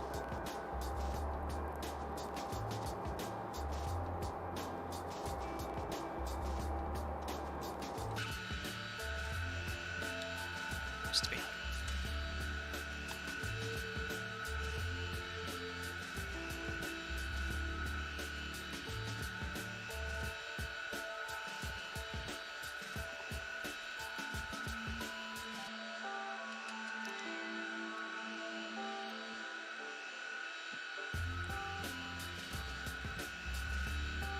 Icewine, do you have the name of this track?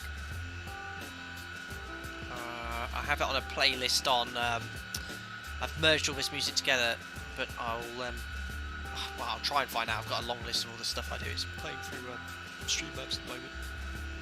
It's a nice one. Iron, for headwind, do you subtract nautical miles from top percent? No, only really for tailwind. Just be on the conservative side. Or you just leave it in VNAV, which takes it all into account. Thanks for subscribing, Queen Status, welcome aboard. Showmoke, is Orbex True Earth UK? Is this Orbex True Earth scenery? No, this is Ortho 4XB. Big maps. I think that's London ahead here. 5, 10, 50, a bit high here. Obviously we're not going straight to the VOR at the moment, we're going to be making a turn here. He's probably use a bit of speed brake soon. Pedro Diaz, Captain, have you seen the Formula 1 today? I did watch it. I paid Now TV to watch it live. Interesting race, wasn't it? I can't believe about retirements. But I won't hold off because I know some people might not have watched it live. We're watching it on recording, so I won't go into too much detail.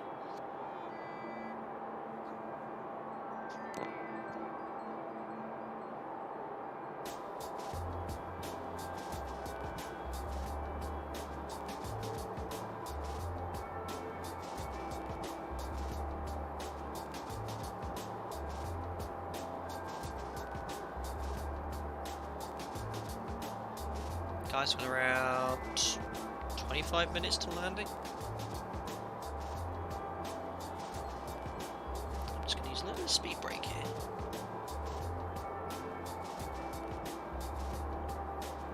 So I reckon we're not 50 miles away with the extra track miles doing. We're going to be around 65. So 18, so about 6,000 feet high. I don't know why, but it worked out really well yesterday.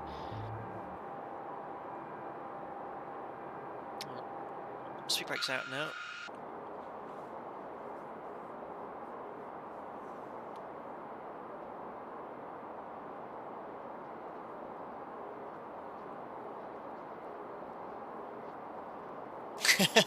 Domino Mosina. I found out the difference between Alpaca and Llama Airways. Alpaca delivers all planes to museums, while Llama flies them on a daily basis. Amazing.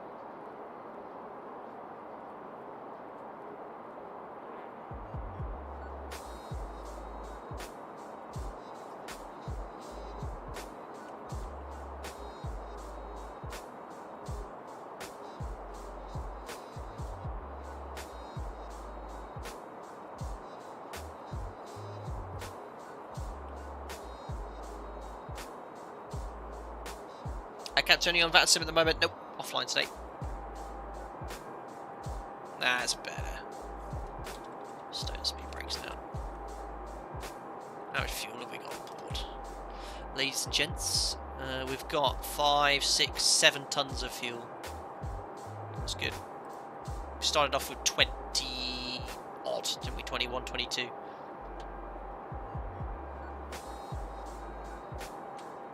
So at the moment it's descending in speed hold mode, which is the V mode, so very much like level change in the 737. All the throttle's disconnected, so it's just like the 727. Now right turn to Brookman's Park, another VOR, so that's London we're just passing. Under here, can't see it for the clouds. Oh no, excuse me, we need to go a little bit further north first. Maidstone, that's Maidstone down here.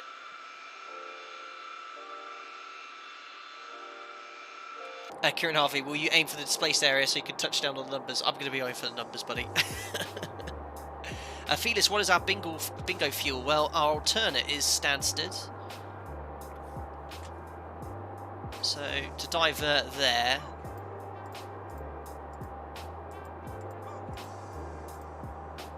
it's going to need 3.6 tons. Our final reserve, so the point at which we only have 30 minutes remaining, is 2 tons. So if we're down to 2 tons, we're down to our last 30 minutes. So I'd be bingo fuel at 2 tons.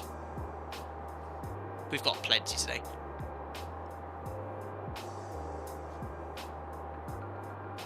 Go fly over Essex. Hally Gamer, you fly a 737, but you have an Airbus stick. Lolface. I've mentioned several times why I don't use a control column. If you go check out my TCA Thrustmaster Airbus special Airbus stream, I'll explain why I don't use a control column.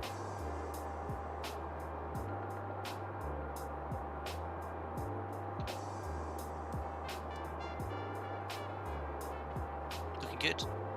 Want to be around 3,000 feet at the VOR. We've got 15,000 feet to go, so we've got another 12,000 feet to go. 40 miles. Looks good. We'll just monitor this descent. We can always use a bit more speed brake.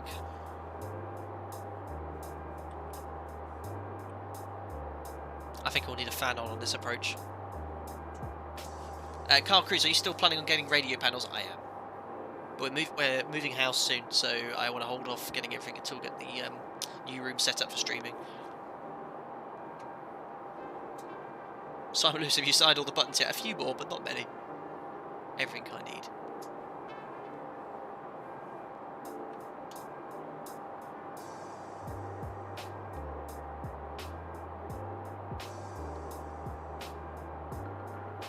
So what I'm going to do now is set these courses up to the runway QDM. I can't, but I can, and as soon as I go on to heading select this, we'll line up the needle. So we've got 240 for the runway QDM. And that way, when I'm downwind, I've got at least something to reference the runway direction with.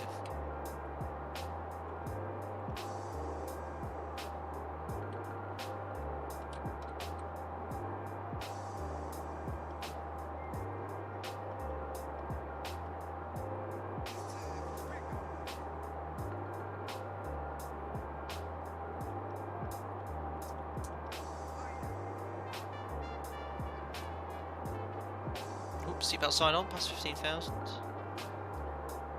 Oh, it's been on the whole flight. No problem. Felis Leopard, don't forget to sync compasses. Well, I did it around 10 minutes before top of descent. I guess we'll be okay. I hope. Oh yeah, the NATO designator of this aircraft was careless. Yes, I think a lot of Tupolevs have been lost, but not really down to the aircraft reliability. I think it's more been down to the difficulty people have had flying it, or perhaps people have been abusing flying this. My source, Wikipedia. Addy, so 737 pilot, obsolete Russian airliner, Airbus size stick until 4,800 runway. Cool. You've got it, Addy, H1302. Amazing. Right, approaching 10,000 feet. So what I'm going to do is go to pitch, climb, bring that nose up slightly. What is this song? I don't want lyrics up by songs. Let's choose a different one.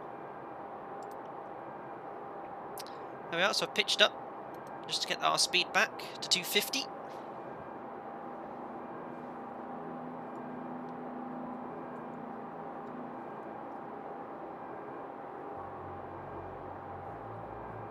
So close now. I can almost smell it.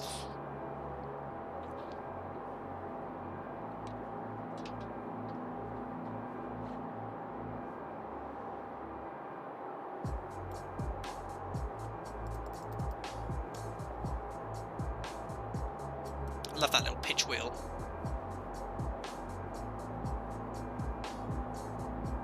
So as soon as we're at 250, it's 10,000 feet. Ooh, what's the Q&H, guys, in Stansted? Can someone grab that for me?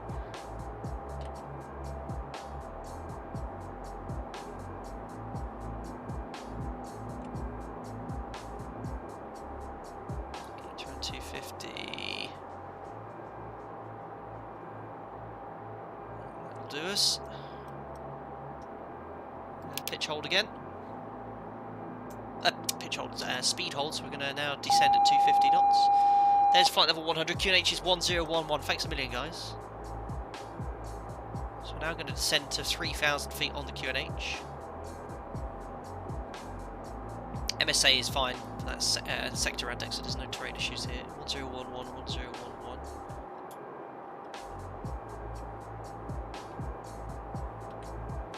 250 knots, perfect. It's windy down here, yeah, I know. Guys, we're so close now. I actually want to get a little bit lower here. 20 miles plus 6, 25. You want to be around 7,500 feet, so we've got speed brake out now again. Let's put the post-cruise checks out of the way.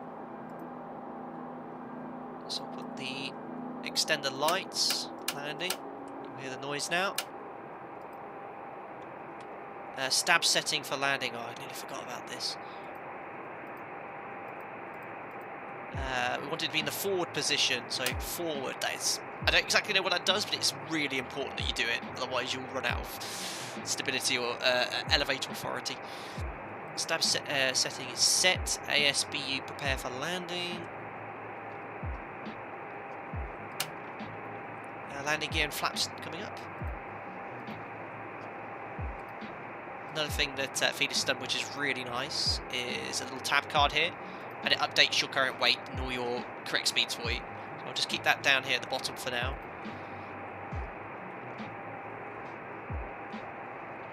We're approaching now the Barkway VOR.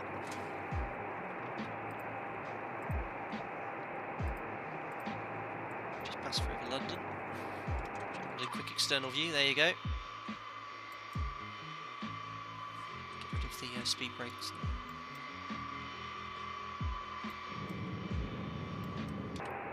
Bit bumpy here. There we are, now inbound to Barkway, 16 miles away at 6,000 feet. I want to reduce the speed further now. Let's climb a bit more, bring the speed brake out, and get back to around 220 knots. Oops, climbing slightly, well that's fine. I just want to get the speed right back now. There's about 220, back to V speed pitch. I'm getting nervous if I'm honest. Stab controls how much elevator trims during flaps. It is the dial left of the elevator position. Okay. Inbound to Barkway, guys. Speed brake still out.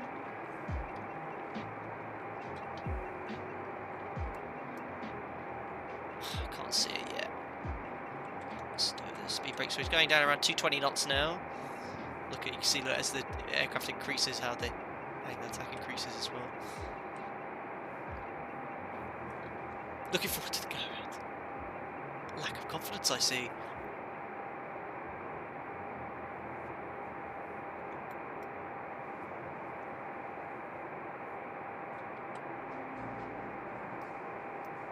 Oops.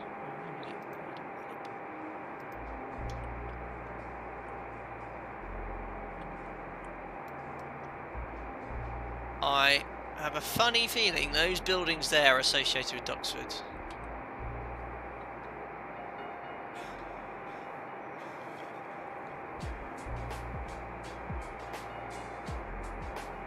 Maintained a continuous descent. QNH is 1009, is it? I'll have a look on my phone.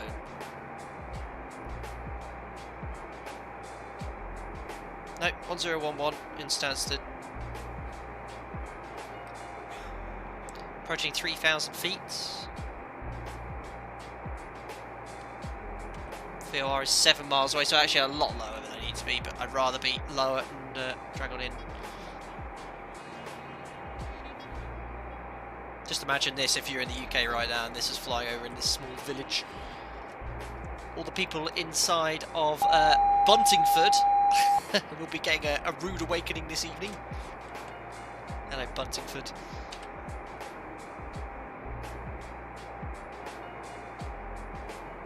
So I'm going to have a bit of thrust here. Ooh, there we go.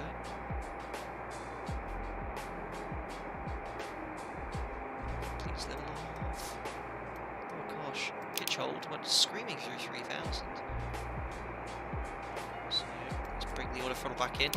One less thing to work out for me. Let's bring the speed back to 200 knots. 220. There we are. So a bit lower than I wanted to be. We're only 10 miles away from Duxford though, so not too bad. Let's adjust my seating position.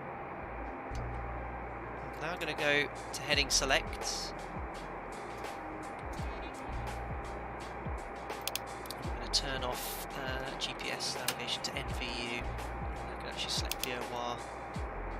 No, I'm going to keep on heading select actually. Oh, why is that not working? It's fine, I just leave it on heading. There we go. There is Duxford, ladies and gentlemen. We did it. We're now into the visual approach now. So just about to fly directly overhead. Barkway VOR. Look, 0.6, 0.5. Let's see if we can see it outside. There's the VOR beacon. Look, see it? And now I'm on heading select, maintaining 220 knots. So I'm going to join downwind here. I think it's about time we muted the music. There we go. So, guys, I'm going to need the fan on for this approach. It's getting hot in here. So completely now joining the visual approach. So it'll be something like Duxford traffic, Alpaca, Tupolev 5 Tango uniform. We're joining left-hand downwind for runway 24. Going out to around 10 miles or so. And look how short this runway is, guys. I mean, it's just ridiculous. Overhead join, Rossboss 1998. We take it seriously. Overhead joins are prohibited in Duxford. Oh dear. So we're probably quite tight in for the Tupolev as well. So we're definitely going to overshoot it. That's why I want a 10-mile final as well.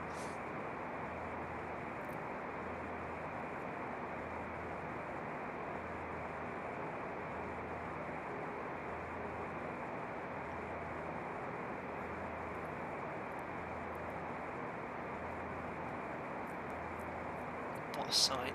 There it is.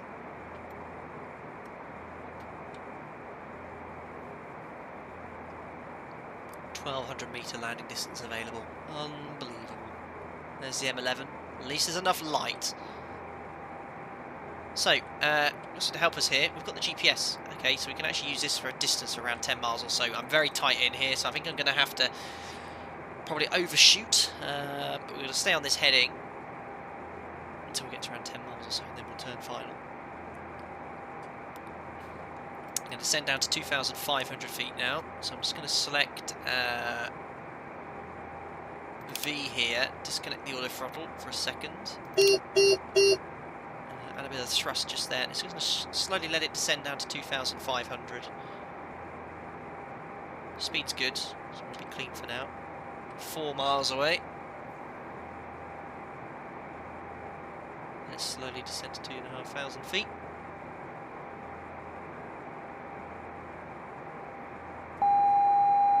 That's the altitude alert warning horn. We'll accept that.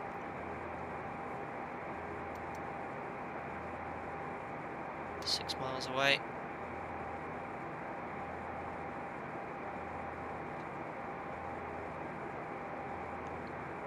There we go. We're going to get ready for the altitude hold function again. I'm going to maximise use of this automation as much as I can. Pitch hold. So we'll recover to 2,500 feet here. Speed hold again, thanks. Auto throttle enabled. Cheers. Right, what's the distance now? 7.7 miles. So I reckon I'm going to take a notch of flap now. Flaps extending. Slots extending. I said 9 o'clock. I'm not going to butter it. Have you seen this runway, Mariana? Flaps 15. Right, we'll need to bring the speed Slots further back. extended. Oh, Felix, did I just bust your speed? Stabilizer 420. No, -3. we're okay, just about. Let's bring the speed back now.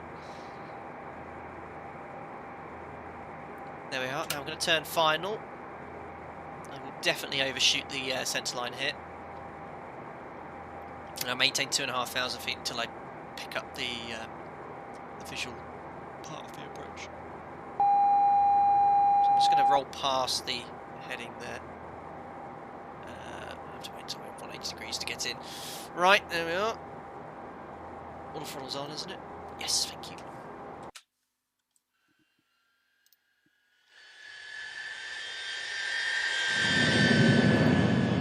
Look at this thing. Smoking profusely. Right. How do I turn the lighting up on here? It's getting really dark.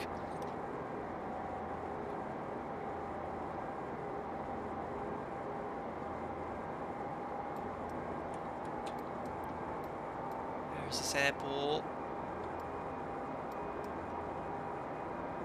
That's not it. This is where you could really do with some lighting.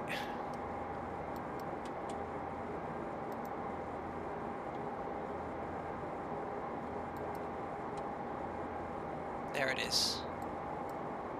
That's not bad. So I've overshot it slightly. What I'm going to do in the GPS is route direct to it now, and then what that will do for the next approach, if I'm very likely to go around, is actually give me a magenta line which represents the extended centre line. Right, let's take another notch of flap. Flaps extending. Reduce the speed further.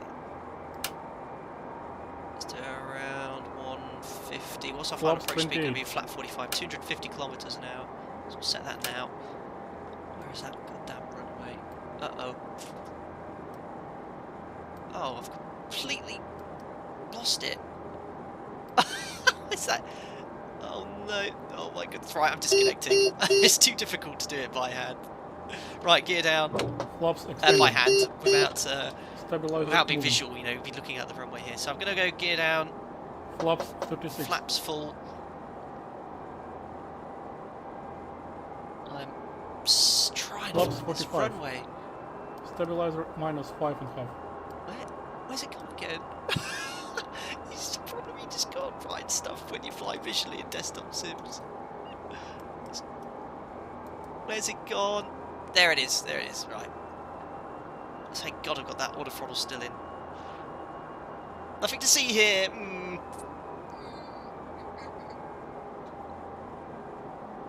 Right, what's our final approach speed going to be? The approach 251 kilometers. I'm way too fast. I'm going to use this auto throttle. Felis, you're going to be so cross with me because I know you said don't use the auto throttle for these sort of things. But it's so tricky. Oh, there it is. But it does lower the workload. Right, there we are. So we are now on final. I know it's very difficult to see, but there is the runway. As I said, it's got no edge lighting, no approach lights. It's got a couple of lights at the threshold. But it's okay. So we've got flaps full. Got a good headwind here as well, which is helping us. And it's going to be pretty tough, guys, to butter this. It's inevitable we're going to go around, because if I try and float it, we're going to go off the end of the runway. So just going to keep that... keep it roughly where it is. Looks like it has pappies. Absolutely not. No pappies here, buddy. Oh, that reminds me. If you're a real pilot, don't do this. Turn this off, because otherwise it blurts terrain ahead the whole approach. A bit low on speed, I think. Let's just add a few more knots.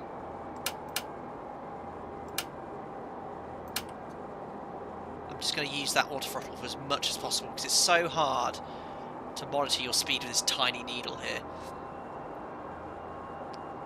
I bet you still can't see the runway, but there it is.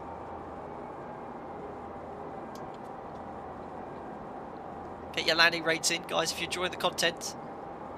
Don't forget to smash the thumbs up button. There's 700 of you watching. We're going to watch and try and attempt to butter on the first approach. As it is a Sunday, we will be going around if we don't butter it.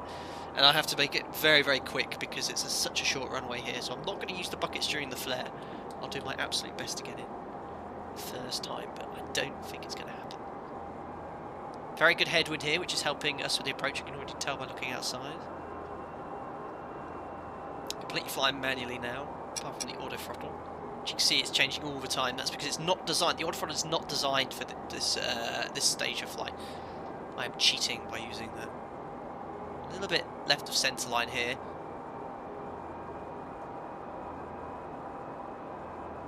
I think I could hear some Morse code in the background.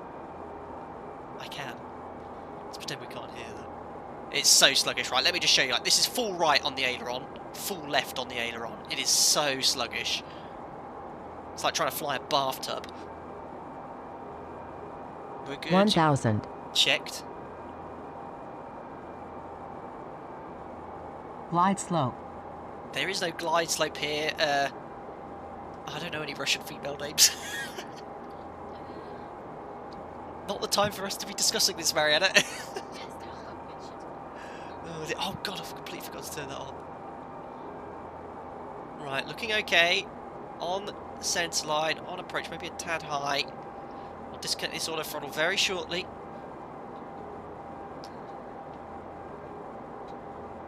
Oh, such a short runway. Look at the... Step unbelievable. 500. Checked. Probably a bit high here. Gonna disconnect the auto throttle now. That's the auto throttle disconnecting. Glide slow. Okay, check. Coming in a bit steep. 200. Checked. Right, I don't think I'm going to butter this, but I'll try. Here we go. Sync rate. Okay. 10 meters. Close. 5, 3, Come on. 2. No, I'm going to go off the end of 1 the runway. meter. Oh, Up. butter! Stop! Reverse. Stop! Unbelievable! Reverse on. Oh no, am I going to run out of runway? Turn off reverse. We're full brakes here. Ah, I think we made it. Unbelievable. Unbelievable. I cannot believe it. Ah, my Remove goodness. flaps and blending lights. Ah, ladies and gentlemen, welcome to Duxford. Well, I just butted it in on the first approach and I didn't go off the end of the runway. Unbelievable. Oh, I cannot believe it. Oh no, I need to turn on 63 degrees. Turn 63 is Yeah, on. otherwise I won't turn. Oh my goodness me. I cannot believe that. Superb. Right, if anyone else could do a Tupolev into Duxford at -90, you know, be my guest. I don't like tooting my own horn much, but my goodness me. Flaps retraction. I cannot believe that. I just thought I was going to be going around. I was ready to firewall it, but no. Stabilizer I moving. floated a little bit too. I can't believe it. Wow. Welcome to Duxford, anyway. The Imperial War Museum. You've got to be super careful here, because if you go a little bit over the edge, you'll be on the grass. Unbelievable. Of course. It was the fan that created the extra drag. Amazing, Harold. I love that comment. Right, let's get some stuff done up here then. We'll get the AQ started. It is Sunday. It is butter will go around. Guys, don't go away just yet. You've got a chance to win this fantastic aircraft. I'll be doing a giveaway as soon as we shut the engines down. Unbelievable. Is that how we get the AQ started? It is. Right, I guarantee that'll be one wheel on the grass there. I cannot wait to watch that replay. So just to show you how narrow this taxiway is, let me just get it straight where I want it to be, around there. Take a look at this. Look at the wheels. You cannot go off the hammer line here.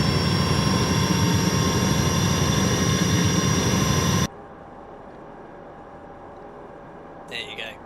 Park it in the museum. Yes, unfortunately this isn't the best recreation of Duxford, but it's okay. It's not bad. the hangars aren't the exact same shape. There will be the American Museum here on our left now in reality. We'll just go park it up somewhere in front of the fence. Andy, so Zebo into Sywell next week. Amazing. Guys, if you enjoyed that, smash the thumbs up button.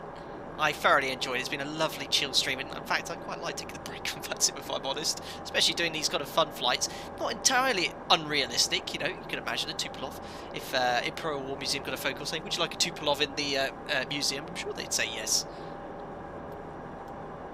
Put the APU on the bus. There we go. Unbelievable. Where should we go park then?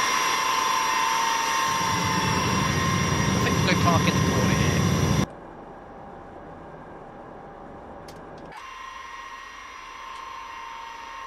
What a beast. What an aeroplane. Guys, if you want to go grab the Felis, not only am I going to do a giveaway, but it's 25 quid until midnight tonight in your respective country. And it's a heck of a challenge, but it's a very rewarding aircraft to fly. Sorry about your ears. There we go. And we'll just make a left turn here, park it in front of the fence. Call it a day.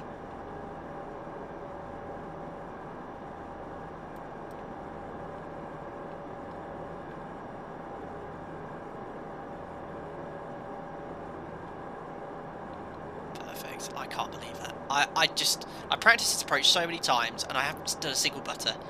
I had to go around all of them. I even practiced to go around, which is messy. I thought it'd be a great laugh, and I just went and did that. I just can't believe it.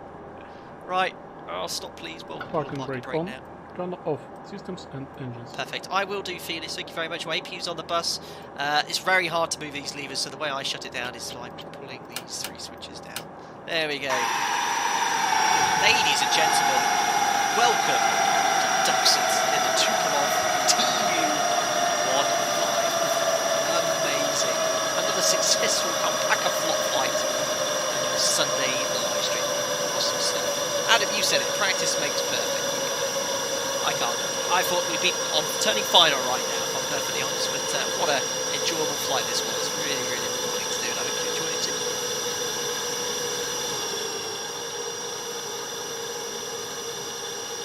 Andy, his girlfriend will never hear the last of this landing for the next few days. What do you reckon, Mariana?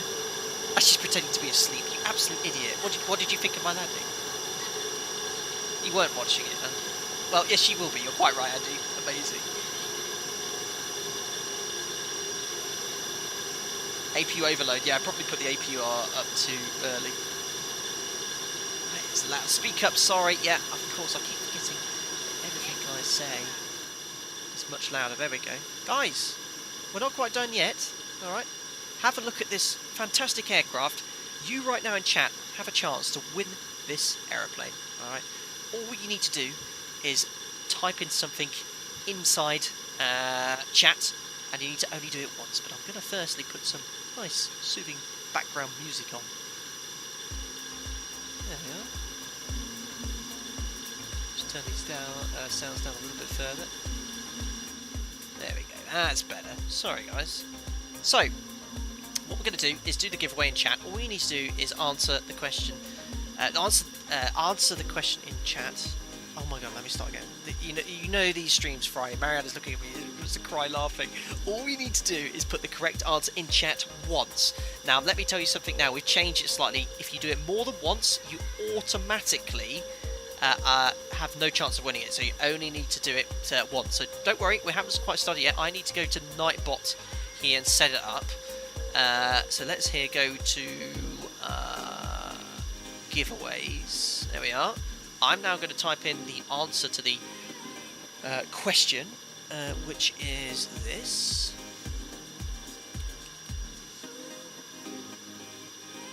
Which is now being enabled. Perfect. It's case insensitive, so it doesn't matter if you use caps lock.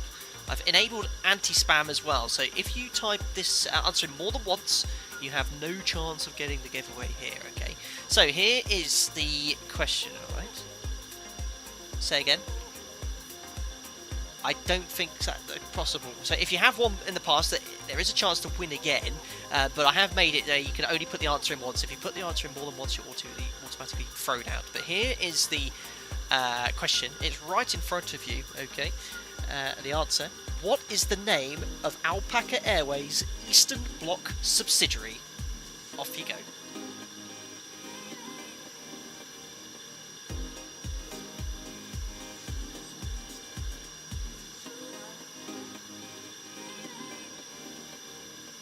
I think you got it. So remember, only put it in chat once, guys. If you put it more than once, you'll be thrown out automatically. Everyone is eligible even if you won it before.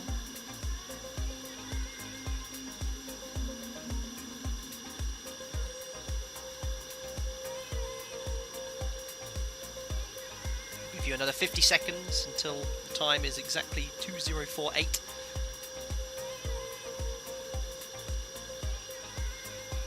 And if you are the lucky winner, all you need to do is get in contact with me with social media. Just make sure you tell me just make sure you show me it's you. I don't want to see any fake accounts. Just send me a picture. The easiest way to do it is go on YouTube, show me your page with a logout screen, and then I know it's you, and then we'll get this Tupolev sent out to you before the end of the day. Yeah, if you put it in more than once, as Mariana's saying, you won't have any chance of winning. It looks like you all got the correct answer there. It is indeed Alpaca Flot. That is the Alpaca Airways Eastern Bloc subsidiary, fronted by the Tupolev TU-154. And now we're going to roll it to see who is the potential winner. Well, not the potential winner, who is the actual winner. In fact, I'm even going to get my new soundboard out ready, so we can have the quiz winner sound effect to the winner as well. So here we are, we'll stop the main music here. So here comes the winner. The winner is Jack Hawkett. Jack Hawkett, you are the winner for today's Tupolev TU-154. Congratulations to you, sir. You have won. Amazing, correct answer to Jack Hawkett. Jack Hawkett, you've been a subscriber since September last year, 2019. I'm waiting for you to message back. If you could do me a massive favour, drop me a message on on social media, on Facebook, Twitter, Instagram, whatever you so wish. You can even drop me an email. My email address is on my YouTube page. He's not responded yet to the fact that he's won the prize. His message is still blank, but massive congratulations to Jack Hawkett. He says, Danke, comrades. You're welcome, Jack. So yeah, as I've said, just drop me a message in social media. Show it's me, and you'll get you the Tupolev TU-154 available as soon as the stream's finished. We'll get that sorted to you by the end of the night, and you'll be flying a Tupolev in no time whatsoever. Guys, don't forget as well, there is a massive sale on in all of the X-Plane, I think, all the Auxor and all the different payload aircraft to celebrate the Independence Day. But yeah, Felis has obviously gone to a lot of effort. He's a single man, I believe, on this team. But yeah, you could go grab that if you weren't so lucky to win for just 25 quid today. It's an incredible bargain for what is a study level Tupolev aircraft, so I could always recommend doing that. He says, I'll drop you a message on Facebook. Cheers, guys. You're most welcome, Jack, and congratulations. Guys, it's the end of another Flight Deck Sim live stream. What a day it has been. Thank you so much for everyone that's come in, and I hope you enjoyed the show. But of course, we won't end the live stream without doing the epic replay with the funky music. Here we go. Oh my goodness, see, I'm not a streamer, professional streamer. What's that, Mariano? What did you say? I thought Mariano was trying to say to me, and I've just realised the funky music's muted. I am so rubbish at this streaming malarkey. There we go. Let me try again. We cannot end a Flight Deck Sim live stream without the funky music. There we go. Just turn that down and make it super loud. There we are. Replay, of course. Look at that. X-Plane's been running for just under 4 hours. Let's actually see how buttery that was. Oh! Thank you very much, Kieran, for the pound donation. He says, I think you just missed the lamppost too. Doable bonus. Superb landing your stream as always. Thank you very much, Kieran. Let's have a look at the replay then and see how close we were to lamppost. I'm going to do a few of these. Let's go for the threshold first. There is the lamppost.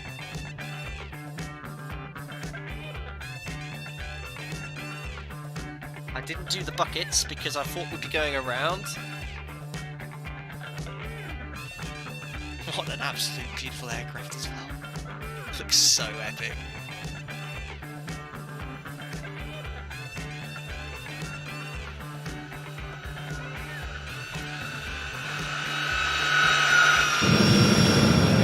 lampposts.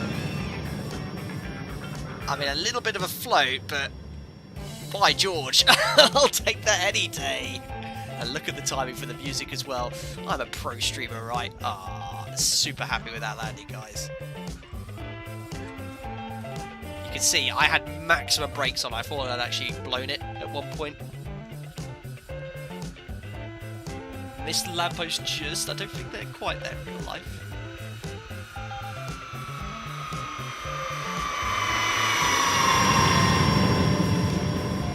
I mean, yeah. I can't believe it. I just cannot believe it. See it from Duxford Tower.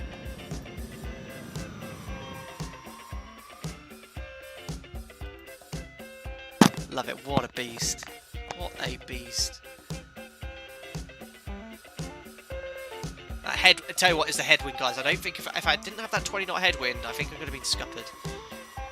Oh, so much. Look, you can see the windsock. Did you see that windsock, guys? I mean, that was my saving grace. Look at that.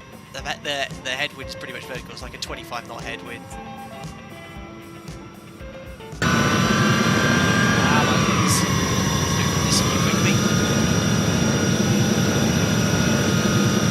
I mean, look how close the lampposts were.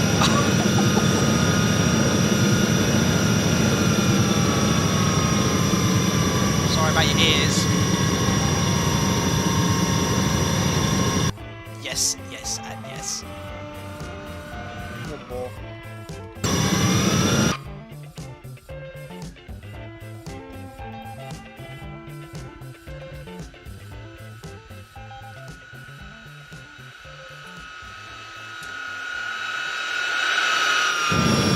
Love it. I love these pods for the gear as well. Just very lucky with the headwind, I think. But I like to think it's a bit of skill too. Alright guys, well thank you so much for coming in this Sunday for a very enjoyable live stream. I hope you enjoyed that. As I said, the Tupolev TU-154 from Felis is available 50 from before 200 midnight for just 25 quid, about $30 or so, so go grab that. Thank you very much, 500 Pokey is here for the two, what does it say? Pokey is here? 1,000 Oh, Pokey is here. Oh, it's a good time we met this live stream. Thank you very much. Pokey is here for your donations, sir. I hope you really, really enjoyed that. It says, Epic Landing, thanks for another great stream. You're most welcome. I'm glad you enjoyed the stream there, even though I completely hashed up your username there. Right, anyway, as I said, thank you very much to all the moderators who continue to keep the live stream very enjoyable for all, keeping it tidy. I appreciate all the hard work and effort you do. Really mean that. To all the members as well for the continued support as well. 1,000 You're keeping me sane in these crazy times, so thank you indeed. Thanks to all the donations today I received, very, very generous as always, and obviously a lot of that goes back into the sim to making sure you've got a lovely payway aircraft to enjoy too, so I appreciate that. And guys, thanks to all the regular viewers as well. All I ask you guys to do is to smash that thumbs up button and see if we can get up to, I don't know how many likes we're up to today, probably over 600 already, so thank you very much for that. Don't forget to subscribe as well. And guys, next live stream will be later this week, probably on Wednesday or Thursday. Keep an eye on all the social media feeds. You can find me on Facebook, Twitter and Instagram. I post on every single one of them before the stream to keep you posted. Otherwise, stay safe, and I look forward to seeing you all very soon. Take care, guys. Bye-bye for now.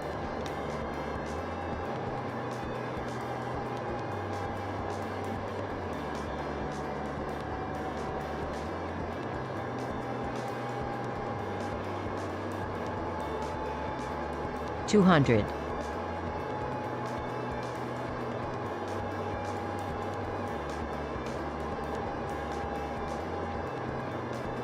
$50 $100